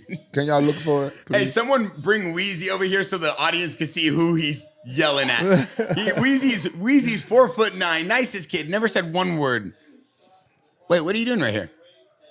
They move you away from the ropes. Oh, wow, they would restart you from the ground. Let's see. That's crazy. There's no way that it happened a minute in the first round. No, what, my hand? Minute into the first round. What? No, the slam you're talking about. Yeah, I don't know when it happened. I can't remember. I don't never watch my fights no more. Look, he was desperately trying to take me down and submit me. Fuck you! I got on top of that motherfucker. Look at that. He tried to take me down. Look at that. Pop. Now he mounted like a motherfucking bitch. Look at that. How long were you training before this fight? Like, as far as just like what your experience of, like, how many years have you been fighting? Yeah. Years now. The craziest thing right now is we're watching a Pride fight from 2003, and literally this is vintage Rampage UFC. There you go. I think that was it. You brought that into every fight you had. Yeah, I think that was it. That was a good one. Go back and rewind. Go back and rewind. Can you pick somebody up like that? I think that was it. Jesus. That might have been it. Yeah, for sure. But that's like an over-the-top shovel. No, keep looking. It's though. like a That might have shovel been. dump. I slammed him. Roundtree, what do you call that? Like a shovel dump? Like You a ain't never one-arm- seen that. Are you ain't never counting? seen that Are in you MMA. counting the fact that the dude also jumped? Yeah, what? Yeah, the shovel. No. You actually lift him up. Don't let him clown you like that. Why y'all clowning? No, me? hey, Rampage. Look at that strength. Look at that strength. Look at all this power. Look at that. Look, he going for the guillotine. Look at that. What? In the air, motherfucker. Oh, that was kind of tight. What are you doing right now? Oh, you were trying to grab the rope? No, oh that was tight. That was tight. Hey, that was tight. Yeah, that was tight. He was tight. And then what'd you do? You said, all right, no more playing games or what? I was like, Did you yeah, let win me get this fight? motherfucker out here. He got these little bit of pennies on. I hope you won this fight. We're watching 6 minutes of it. Yeah, I had lost the fight before this one, I think. Oh, Same no. night? Oh, no. No, that wasn't the same night. No. Now, if you lose, you don't come back and fight Yo, the second. put on vintage Pride Rampage when he fights twice in the same I night. think this, Pride give you warm-up fights. I think the fight before that, I think I fought Vanderlei. I can't remember. And this is like a warm-up fight to get me, because UFC don't give you warm-up fights, but Pride used to give you warm-up fights. What do you mean by warm-up fight? If you come off an injury or a bad loss, your next fight, you can have a warm-up fight. Like somebody that's not as crazy. Like this wasn't as dangerous. But he was a good submission artist and he was faster and stuff, but it wasn't somebody that I was in danger of getting knocked out. Got you. But you weren't worried about this guy, right? Hell, I wasn't worried about nobody in Pride. Really? I didn't give a fuck. I was There goes young. it's Here you slow go, right motion. here. Look at that. Jesus. I think that's the one. Yeah, that was nice. And there was also a lot of technique to that, you know? Look at that. Look how strong I am. Boom. Oh, you're strong. I I still never don't said think that that's you're the one. not strong. No, you said You're you're known, never for, you're said known I'm for not tossing strong. people, and you still keep control when they go to the ground. That's how I know you had technique. Yeah. So the one thing for the audience, That's it at right home- there. Look yeah. at that. Boom. Bong. That's the one. Look at that. Here you go. Here you go. That's the one. Look, one arm. That's the whip right there. Then I caught him with the second arm. You see it? Wow. Yeah. One Oh, arm. and the knee. Yeah, and that the was knee. wild. Rewind that a little bit. Yeah, there you go. Look. Follow it up with the Look knee Look at that. too. Arm fully extended. That's One strength. arm. That's then, strength. Boom. Then I caught him with the Arm. other arm. And Then then him. Boom. Tell me I ain't strong in a motherfucker. Tell me I ain't the strongest motherfucker out there. I believe you are. Thank you. You just said I'm stronger than him. No, I didn't say that. Oh. I said the strongest out there. Not right here. So for the audience at home, Gabriel, how much strength you think that took to do that? Gabriel, come in here real quick. Come on in here, Gabriel. Come on, tell me. Gabe, come over here. Come on. Right here. Use this mic. Your dad used to fight out there. Your dad used to fight out there. We got Gabriel Silva, one of our Jackson athletes, Anderson Silva's son, 3-0 professional boxer, and a great story how I met Khalil Rountree a few years back at Hollywood Sports Park in SC Village was with this kid right here. That's my brother right there. All right, tell him how much strength that took to do that. Hey, it took some strength. I ain't gonna lie, but Why are you laughing? But at me what? like this? But no. Why? Hey, but please. look at Rampage. I just want to laugh. Well, am I a clown? It got nothing to do with you, bro. Be nice. He's from Brazil. He doesn't understand. He's from America. The shoot the box team. These shoot the box boys, you know? So am Go I? easy on him. Am I stronger than your boy Khalil Rountree? Bro, like, look, I know that's my boy and everything, but I ain't gonna lie, man. The kid's at his prime, man. You know? Exactly. It gets to all of us. You know? went- It You caught up train to with you, him brother. every night. You're like 150. This is the last guy you want to upset before sparring. So tonight. no. So you saying that right now he could do that to a 195, 200-pound guy Easily. with one arm? Without a doubt. How much you weigh? I'm 200 pounds. I want to see you do it. After the podcast. Well, you want me to slam him on the Hey, top? no, brother, on brother. right there in the Hey, in the brother. ring. Hey, brother, let me tell you something. You don't want this. Please. You weigh. Take a lap mixing the water. Don't bring that energy over here. Don't bring that energy over here. Do you weigh 195, something like that? Because you look I'm smaller. 169 right now. No, see, that's too small. No? What do you mean? You don't want this That's- either. Oh, I What bet do you mean couldn't do it that's to a too small? 169. I bet you couldn't do it to me, Mr. 69. What you talking about? Man. Why are you guys always bullying It's like the one you're guy like who's you're not like a a sack fighter? of potatoes. You know, God. people They always always bully the non-fighters. people always say like, "Oh, Khalil's so quiet." You know, that's what I choose to be, right? Because it's just like, you know what? If you guys really want to see, you know, do you really want to see? This guy's acting like a Dragon Ball Z character now. I mean, Yo, I am slow down Dragon over there, Ball Z. Charizard. I am know Dragon Khalil. Ball Z. I'm gonna be dragging my Wait, balls how- over both of y'all motherfucking Wait. face, and y'all keep saying I'm motherfucking not strong. Instead of saying like you want to hit me, instead of saying something like you're strong, you go, you want to put your nuts in my face. Sus. Hey, Sus. No, it ain't sus coming from this way because I've seen Nicky Rod drag his balls all over your motherfucking face, and we got pictures to Bro, prove Nicky it. Rod's good, dude. What do you want me to do? I tried to go toe to toe with him, and he took me down. You So went what? nut to face with him. Before we let Gabriel go back in the corner and watch the Pride highlights, me and Khalil actually met a few years back, maybe 5 years ago at SC Village. one of my paintball and airsoft parks. And it's crazy backstory because for the audience who doesn't know, they always say, oh, why does Bear always said 10 years? Well, 10 years ago today, this year, is when I started my creative agency. And he was my first client. Rampage let me make him merch, and Rampage believed in me. That's why forever I'm indebted to this guy. And he put me on the map. He tweeted at me. I still have all the tweets and the videos. He goes, hey, hit me up, whoever made this flyer. And the flyer is a photo of Anderson Silva. It was my first like athlete that I signed. And Rampage tweeted this. This was 11 years ago. Yo, he wrote, what did he write? He said, yo, Hollywood Sports, SC Village. I'm a big fan of Anderson, but I'm jelly about this one. Hit me up, Paintball King at Bear DeGidio. And it was this flyer that I made of Anderson Silva. Welcome to my SC Village combat team. Yeah. And then this guy basically, you know, he believed in me and he let me do merch, and that's how we became friends. But I've been watching Gabriel and Khalil grow up because I worked with Anderson Silva. Yeah. So then me and you actually met years ago at the paintball park. Yeah. I remember that. Yeah, we've been there multiple times. I remember that. Yeah. Where were you guys training? So we used to do the training camps usually at my dad's gym in Torrance and at Black House MMA as well. So it would be like, let's just say on a Friday, we will finish training on a Friday. Hey, paintball tomorrow, like 40 people. Why got to be a Black House though? Yeah. What? Huh? You said yeah. Why? That was the name of the gym, Black House. Oh yeah, Black House MMA. Black House MMA. Oh, this is called Black House. Yeah, no Black House MMA.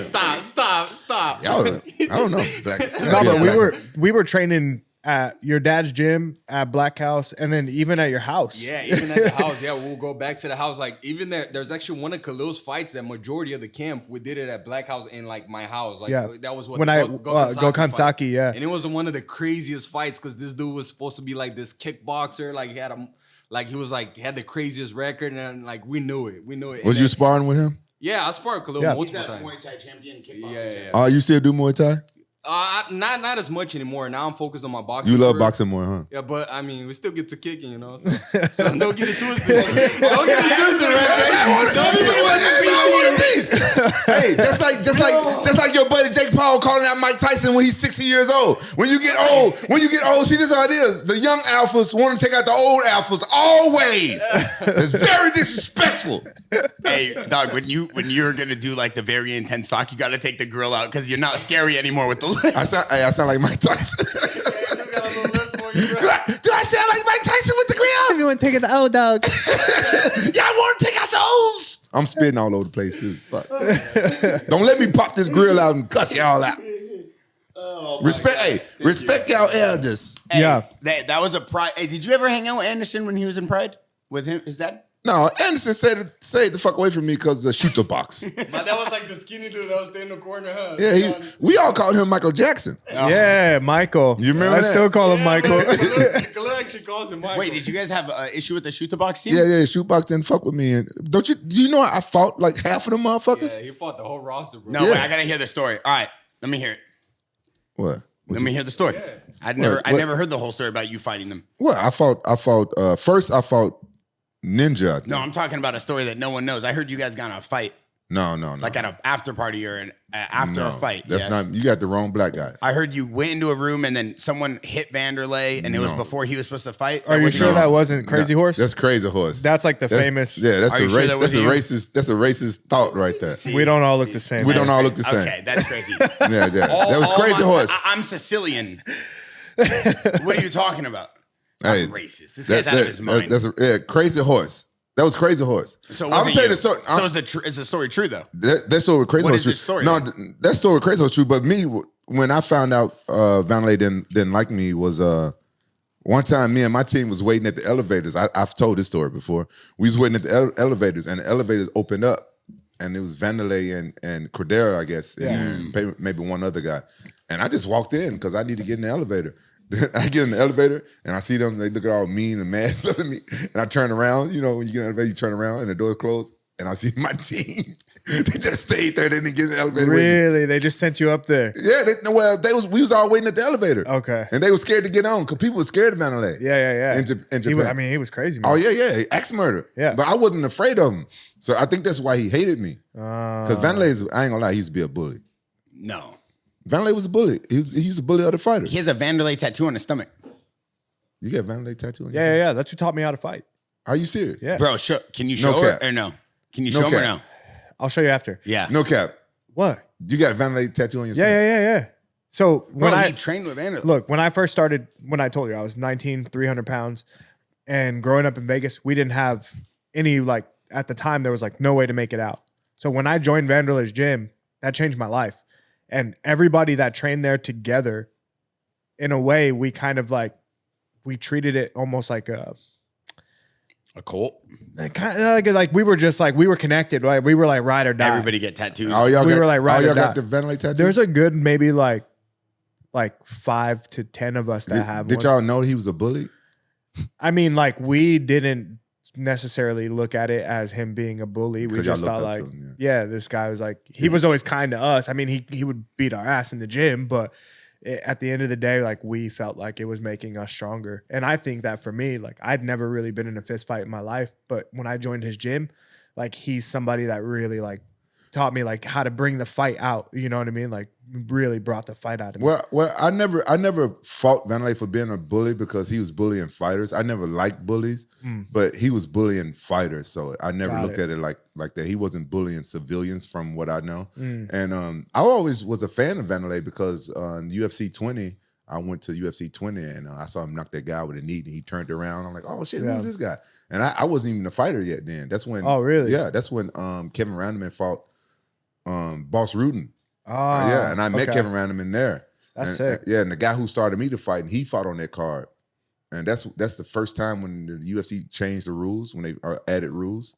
And so I was there at that UFC, and that was my first time going. And so I always was a fan of Vanderlei, and then I couldn't understand why he didn't like me, but I figured out because he couldn't bully me. I wasn't afraid of him. Got it. But that time on the elevator, I'm with my team, and the elevator opened up, Vanderlei in there, I walk on, and I get in the elevator, and I turn around, and and I look at my team.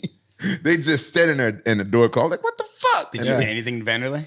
I didn't say shit. They started speaking Portuguese to each other. Yeah. For the whole time in Japan, Vanderlei pretended like he didn't speak English. He never spoke English to any of us. But I heard rumors of him one time drunk in a taxi speaking English to like one of the guys that was in one of my corner men years later. I think. Interesting. Yeah, but he always spoke Portuguese. He pretended like he didn't speak English. But in terms of the actual feud, and I'm being serious here, did you legitimately hate him at the time? No, I never hated him. I never hated anybody I ever fought, and like I said, I was always a fan of Vanderlei. I always liked him, but he didn't like me, so I was like, I don't give a fuck, But I still deep down, I still like respected him. I still liked him because You could respect him, but you hated him. no, I didn't hate nobody. I never hated Vanderlei. I never hated Vanderlei or nobody else I ever fought. Nobody. I don't hate. I love everybody. Is there That's anybody that you ever fought that you're like, I hate that guy? I don't hate no motherfucking body, but I have fought some people I didn't like. Let me think. Okay.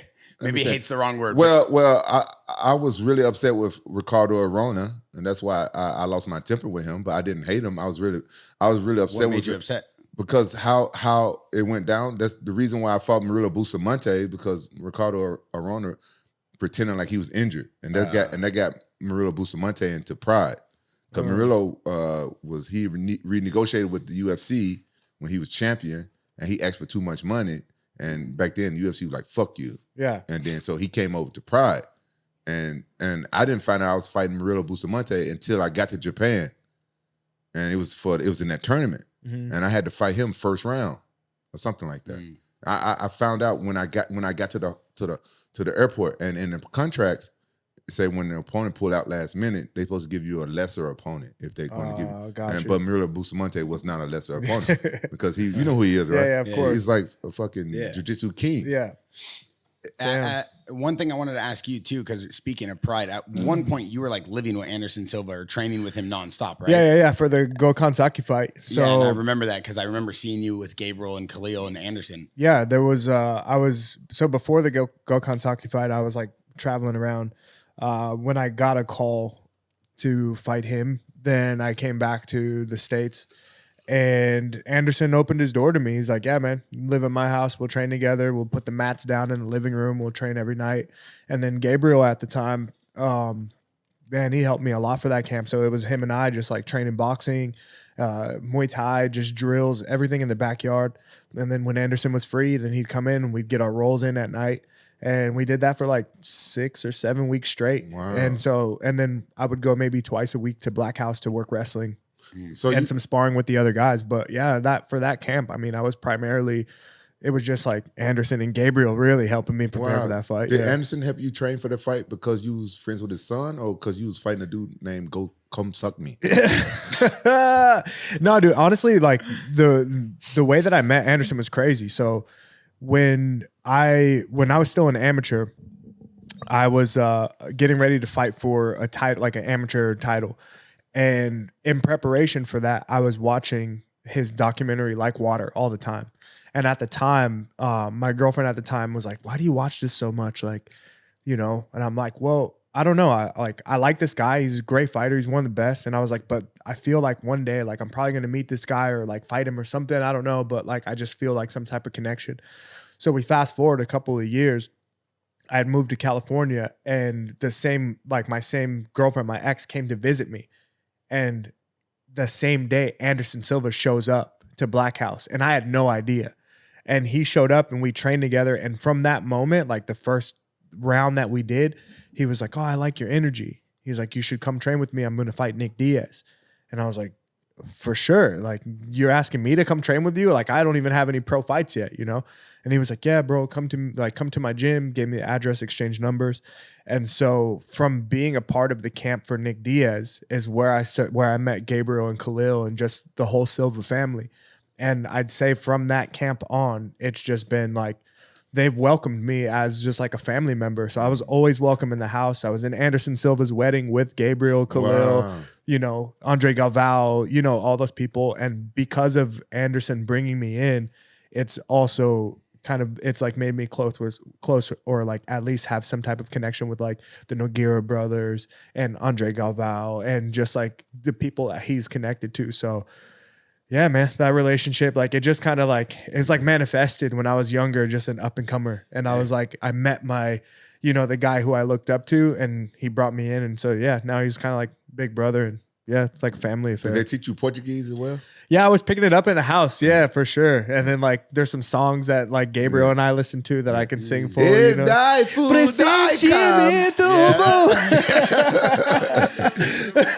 Popozuda. Vai, Popozuda. Yes. He be playing the Portuguese playlist every time he has sparring in here at night. That's why that crazy music he be playing. Yeah. What's that one song? You call it Jungle Rump. I heard you before. Said what? You called it Jungle Rump. What do I call it?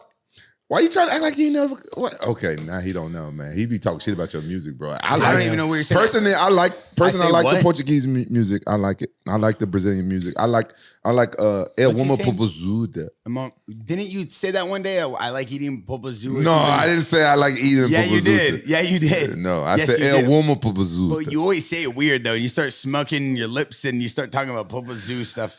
Yeah, it's a little weird sometimes when he says it at night, huh, Gabriel? One thing is when you were training with the Silvas, I remember because Gabriel obviously is always in here. He's part of our Jackson Fight Club. He's been with us for years. And I remember, and Gabriel honestly is another big reason why Rampage, and we got this ring because he's always in here helping the talent, the staff, the influencers, other fighters come in here and get real work. And then at nighttime, Rampage kicks everybody out. And then they could just spar him, Luke Rockhold, and all the boys. Yeah. But one thing is when you were training with them, I remember seeing Anderson Silva like training videos in like the backyard. Yeah, of Anderson Silva's home, and you and Anderson Silva would be in the back, and then you'd run rounds with Gabriel. And then I remember hitting up Gabriel like, dude, this dude's a monster because you're so big, but you're so, you know, your movement's crazy for your size. Like he actually looks like a gladiator. But he's not that strong though. No, you don't think so? And so I remember seeing that, and I remember it's okay if you're not strong. I mean, you still look strong, so don't stress it out. And you're still winning. It still looks that much. Yeah, still looks. Don't worry, you look like a model. I tell him the same thing every day when we're in the ring.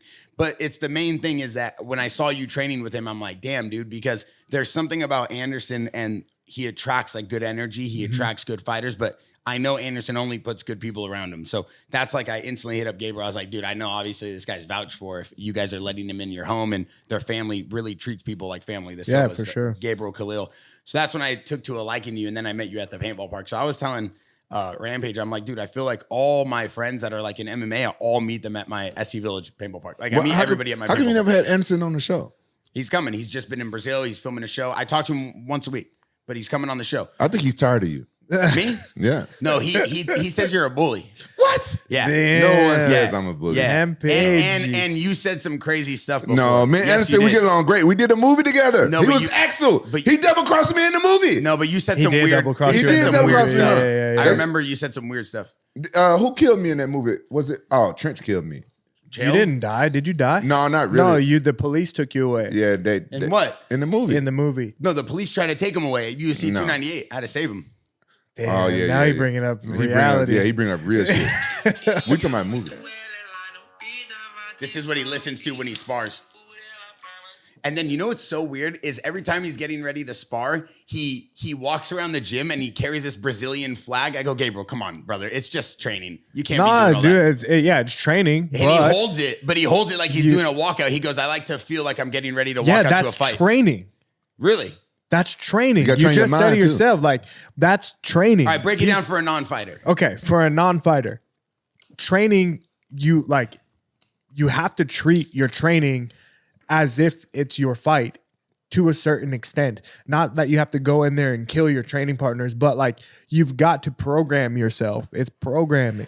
So whether it's like holding a flag and you're walking around, you got to feel it, man. Like for me, that's my like I believe it 100%. Makes sense. So there's My things bad. that I My bad do. for bullying There's you. maybe it's like rituals or whatever, bad. but like you, especially if you're a person like Gabriel, like myself, who has high belief and like visualizes like one day I'm gonna be the champion one day, and you just live it as if it's there, you know, like you in the gym, walk around with your flag, feel it right now, you know, like It's good to hear.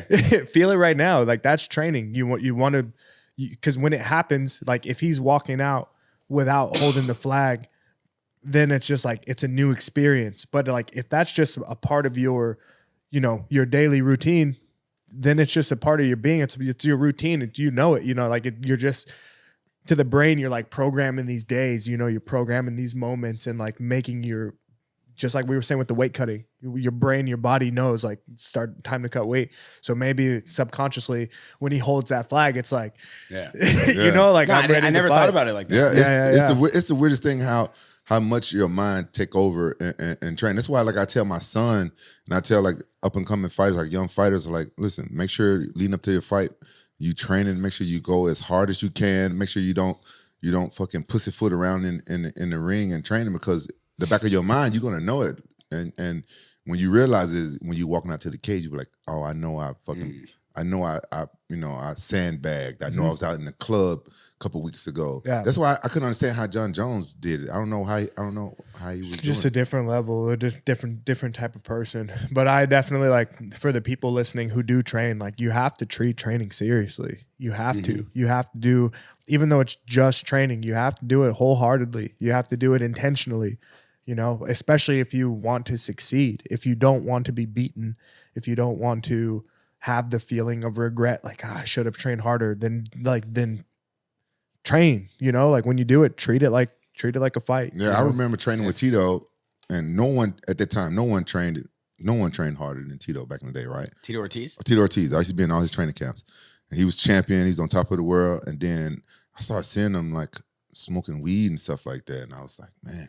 So I learned a lot from Tito, with, you know, stuff I don't talk about. I learned a lot from Tito. I always look up to Tito. He's like a big bro to me. Mm-hmm. And the way I learned what to do and what not to do just from watching the same person. And I saw him, even though he still trained hard, he was still smoking weed.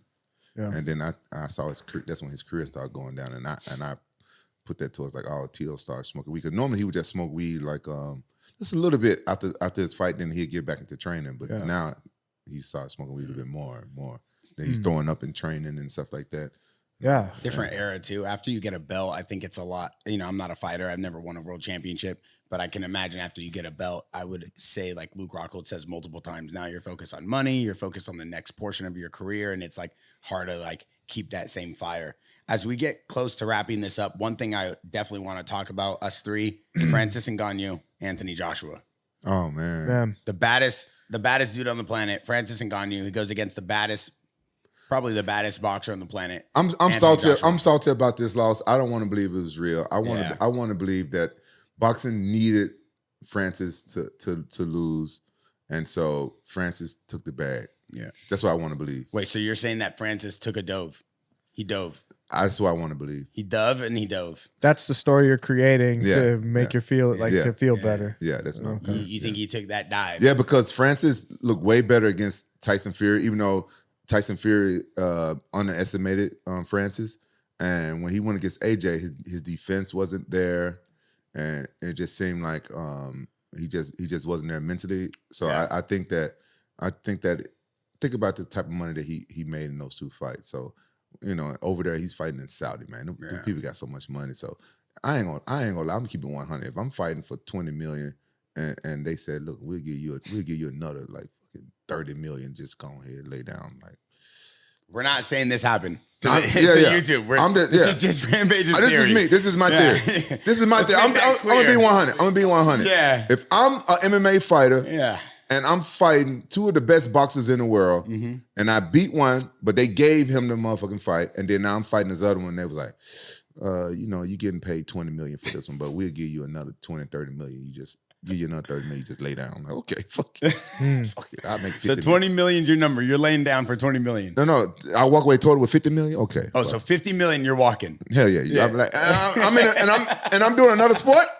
Call me anything you want. You can't call me broke. Hey, Rountree, what do you think? Okay, so I think that you said something that he looked better against Tyson Fury than he did against Anthony Joshua. My opinion, or like the way that I see it, is he was less intimidated by Tyson Fury's physique, character, approach. So it helped him have more confidence in himself in that fight. Because if you're Francis Ngannou and you look at yourself and he knows how big and strong and he is, but then you're looking at someone like Tyson Fury, who, yes, they're skilled in boxing, but physically you already have put yourself in this, like, I'm in a whole nother level. It does something to your psyche. It does something to your ability, right? But then it's like when you're standing in front of Anthony Joshua, who's just as strong, just as ripped, a couple inches taller, I think, like you can't fight the same way. You're almost like dealing with a mirror image of yourself. You know what you possess physically. So when you're looking at somebody who's like the same, you can't be as comfortable because now you're like, dang, this guy, So I think that his approach was different for this fight, and it should have been. You get what I mean? Like, he couldn't go here and approach Anthony Joshua how he approached Tyson Fury. So there was a lot more at stake for the both of the guys. And I think, like, as far as Anthony Joshua, I felt bad because the commentators were controlling the narrative for the buildup, which was like pissing me off. Like, if he loses this fight, his career is on the line and his reputation. And like, that pissed me off a lot because that's not the truth. You get what I mean? But it makes the fans think that that's what happened. So I was scared for Anthony Joshua to lose the fight because I didn't want that to happen to him. I didn't want his career to be diminished because the commentator said that if he loses this fight, then his career is going to go down, because Francis is no slouch. Like, he's great, which is why he's able to be the UFC heavyweight champion and go and do boxing. If he wasn't great, it wouldn't be possible. And then now for Francis to lose to Joshua was also like kind of upsetting too, because I like Francis personally and I believe in Francis too. But I think the good thing about it is that, like, he actually got to go in there and feel what it's like to go against somebody who's, equally as strong. And like, so I think that, it's good for him. And I think he's going to come back from it. And I think he's going to continue to he's not done growing, man. He's still new in the sport, just kind of like me, like, it's all still a learning process. It's just a part of his story. So my takeaway from what you just said about Tyson Fury is that he looked like a fucking big pile of bird shit. Come on, dude. That was my takeaway. You said why would that be your takeaway? That beautiful analysis of the fight. You're focused on Tyson Fury the whole time. Like that? My whole time I was thinking about how Tyson Fury looked in that fight against Francis. Listen, Francis made 30 bad. million in 2 boxing fights. In 14, 15 UFC fights, he made like 3.5 million. Yeah. The guy's made more money than he knows what to do with. I think he's good now. I think now he goes back and he dominates in MMA and becomes a world champion in PFL, retains a championship as a heavyweight, and then most likely Dana White figures out how to get him back into the UFC, and then he goes does Dana the biggest White, fight of all time. He would never go back. I think business is business at this point. I think Dana White could put the things aside, and I mean, dude, you don't know Dana White. I'm not saying I know Dana White. I'm just saying I know business, and I think that would be the biggest super fight the UFC's ever seen. One thing I will say though, after watching the fight, is I've been training boxing for like 2 weeks. So I'm nowhere near anyone who should be critiquing. But one thing I kept watching was I couldn't, and I know Francis has the best team. Eric is like one of the greatest trainers in the UFC MMA world. And I just couldn't understand why he kept like pairing Anthony Joshua's punches with his jab hand, just leaving it right open. And it seems like Anthony Joshua slipped that over twice already. And then it was already like setting it up. I saw the setup, all the jabs to the stomach was the setup. Yeah, like it's coming. I saw it. And I felt like I totally understand what you're saying now. I could see the edge wasn't there. With Tyson Fury, there was no respect. It was like Rampage boxing me. He just goes in there and he laughs and he's like talking to the audience and stuff out here. He thinks he's doing like he looked at Tyson like it was a big pile of bird shit, like what you were saying. So I did not say that. I did not say that. Tyson Fury is a big pile of bird shit. Absolutely. Wow. I think Tyson Fury is one of the greatest boxers in the heavyweight division, especially of our time. Like? And that's definitely not what he looks like. I would say more that he looks like someone's father who, maybe doesn't train boxing. Cap. But now he does. He got in shape since then. I've seen he look like he's lost a lot of weight. Yeah. But the way you saw the way he was hanging out of his boxing shorts. Who was Fury? What was he hanging out? His sides, his undergarments. Yeah, his midriff. Yeah, that's normal though. I mean, like that's normal for Fury. I mean, for sure. So you basically said that he looked like a big pile of bird shit. Is that what he said? That's what he said. That is not what he said. I must have missed that, but we'll quote it. Yeah. We'll quote it. He never lies. I don't lie. Never. You don't lie. I've never fabricate. Seen him lie. You take what you want to hear, and then you translate You it. got the wrong guy, bro. That's what I heard. That's all I heard when you were saying that. You. I believe you because you said that Francis didn't respect him because he looked like a big pile of bird shit. Unbelievable. But then with AJ looked like him, like he was looking in the mirror. He was ripped and stuff like that. This guy could recite a poem one time after hearing it. Look at this. I'm still sharp. I fought a lot of years. I didn't take a lot of punches because of my defense. You haven't lost an edge at all. Thank you. Yeah. So listen, as we get ready to wrap this thing up, we're very excited with your analysis of what Tyson Fury looks like. And we love everything you've been doing. We know you're one of the most dominant fighters in the game right now. Future champ for sure. Future champion. You, without a doubt, the Alex fight is coming, and I believe Alex wins this fight, keeps the belt, you win your next fight, and then I think you're getting a title fight. That'd be great. And I think it's going to happen. And the way that you talk, the way you articulate your career, the path you want to be on, is very clear to us. It's very clear to the audience. You are so focused and hyper-focused on where you need to go to be a champion that type of mindset, it's very hard to lose track and it's very hard to get off the rails, So I feel like you're in the best state of mind and the best positioning you probably have ever been to become a champion. Appreciate that. Yeah, it means a lot, especially to just hear, hear it be said back because, I am very focused and I am very clear on what it is that I want to do and where I want to go. And I know that I'm finally at a point to where I know what it takes from me, the effort level and the dedication, that it takes to get there.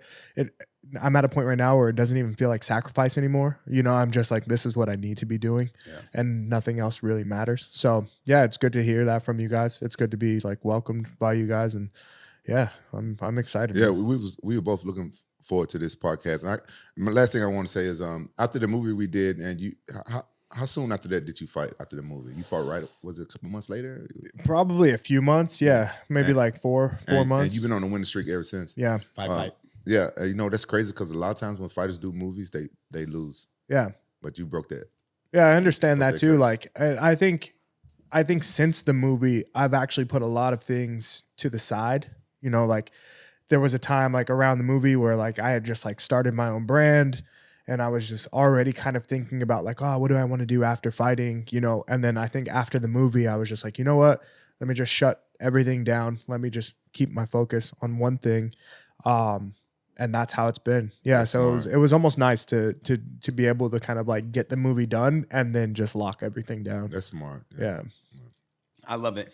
And I definitely love the idea. One thing I know we talked about off record, but just to throw it out there, because I think it is cool for fighters and other people in the game who are Why you coming gonna say off record and throw something out there while we still filming? Well, we just raw, rugged, and real at all times. So, but be careful what you say, because you know we gotta stay away from a couple things. Yeah. I just think that Don't disrespect my bro. I think the fact that you're building this career and the way that you're looking at training. No, this is from dinner last night, not off record about other things. Yeah, it was this guy, dude. He's a bully. Yeah. No, just make sure. Not bully. I'd say. Oh, now you want to be nice. No, I'm just making sure you ain't one finna I'm watching what you gonna say. I'm watching you. Because make sure you finna disrespect. You called him weak the whole podcast. You gonna come at me? No, I didn't call him weak. Say something again. I called him not stronger than me. Say something again. I'll double leg you.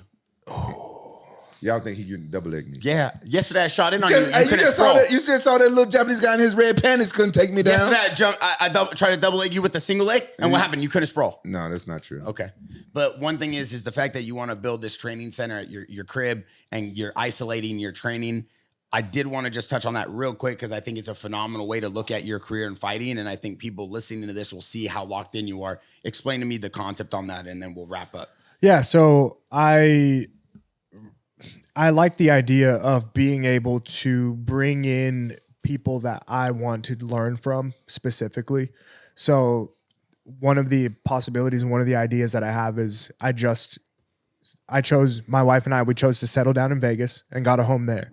And so I have enough space there to where if I needed to, let's say, I wanted to learn with Rampage, or I wanted to work with Rampage, then I have enough space in my house where Rampage could stay there. And then that, like, my own personal training facility type thing in my, garage, I turn that into my training headquarters. So then I can have a guest come stay with me for a week or 2 weeks, and I could learn just with them, not have to go to a gym and have all these people watching, but really be able to get to learn from a master, learn from a person who's who's so cool. Whether it's like, okay, we're eating dinner at the house, just like how Anderson did with me, it was just like reverse. Like I went and stayed with Anderson and learned from him. I'd like to be able to bring people in to my house and learn from them and journal down like what we're working, and personally film things so that I can have it for myself. It's a little less stressful that way, huh? A little less stressful, and then also being able to pick people to also be training partners with me in an intimate environment, because I believe that like I want to continue to be a martial artist for the rest of my life. Mm-hmm. And I want to continue to practice martial arts. And when I have children, I want to teach them martial arts, and because of what it's done for me and how it's changed my life. And Barry, you like that intimate moments with other men in martial arts. That's my favorite thing to do. Yeah, it's priceless. That's why I built the Jackson house. What? See, there you go again. No, but there you go again. Oh, you was trying to make a joke. No, I wasn't. It's getting to the point where we're going to have to go on YouTube Live, and they're going to have to watch us in here. I kick his ass. I know. But you know what? Now that he's in shape and ripped, when he got the lightness up when he in there box, he looks like Rocky now. He loves it. Yeah, he's been looking clean on the pads. I've been seeing it. Yeah. You see the technique's coming together for sure. Fun. Bro, because Rocky's Italian, right? Yeah. And he's Italian, and he's playing the Rocky music. This grill is, I'm not used to the grill. And he's playing the Rocky music while he's... Hey, yo, Adrian. You look like Adrian. So listen, what? I look like I would be Apollo Creed. Oh, stop! Not Adrian. Creed. He actually looks like Apollo Creed. Oh, all right. Yeah, he looks passed more. away. Yeah, he looks more like Apollo Creed than I. You look like Mick. You look like Mick. You like Mick in the corner. Hey, yo, Mick. What? Bro, what? Why you in the podcast? All right, we had him here for 3 hours already. It's fun, dude. Hey, we appreciate you being on here. It's always good laughs. It's always good energy. Yeah. We know you're stronger than him. We would never ever disrespect you like that. Listen, Jackson Podcast. It's an amazing moment. We're climbing in subscribers, and we definitely want to say thank you. One thing we want to tell you guys is the fact that you guys have been so positive and so kind of just overwhelming in the comments is really helping the page grow. And you guys have been following us on the TikTok, the Instagram. Keep leaving us comments and letting us know on the videos who you guys want next. We're trying our hardest to continue to get you guys the best guests for the most raw, rugged, and real conversations you could have at all times. And then I also want to say thank you to everybody for using the promo code podcast15. It gets you 15% off all the chains on jaxxon.com. That's how we're able to do this. And that's how we're able to have this Jackson house and have an amazing team here. And speaking raw and rugged, since we had Chevy Chase on last time, I asked him, how did you feel about Bear at the end of the podcast? And Chevy Chase said what he said, and it fucking floored me. What did he say? Did you get a chance to watch it yet? Not the full episode, no. Yeah, what did he say? You don't remember what he said? No, I asked Chevy Chase, hey, how you feel about Barrett? He said, I like to fuck him in the ass. That's a wrap, boys. We out.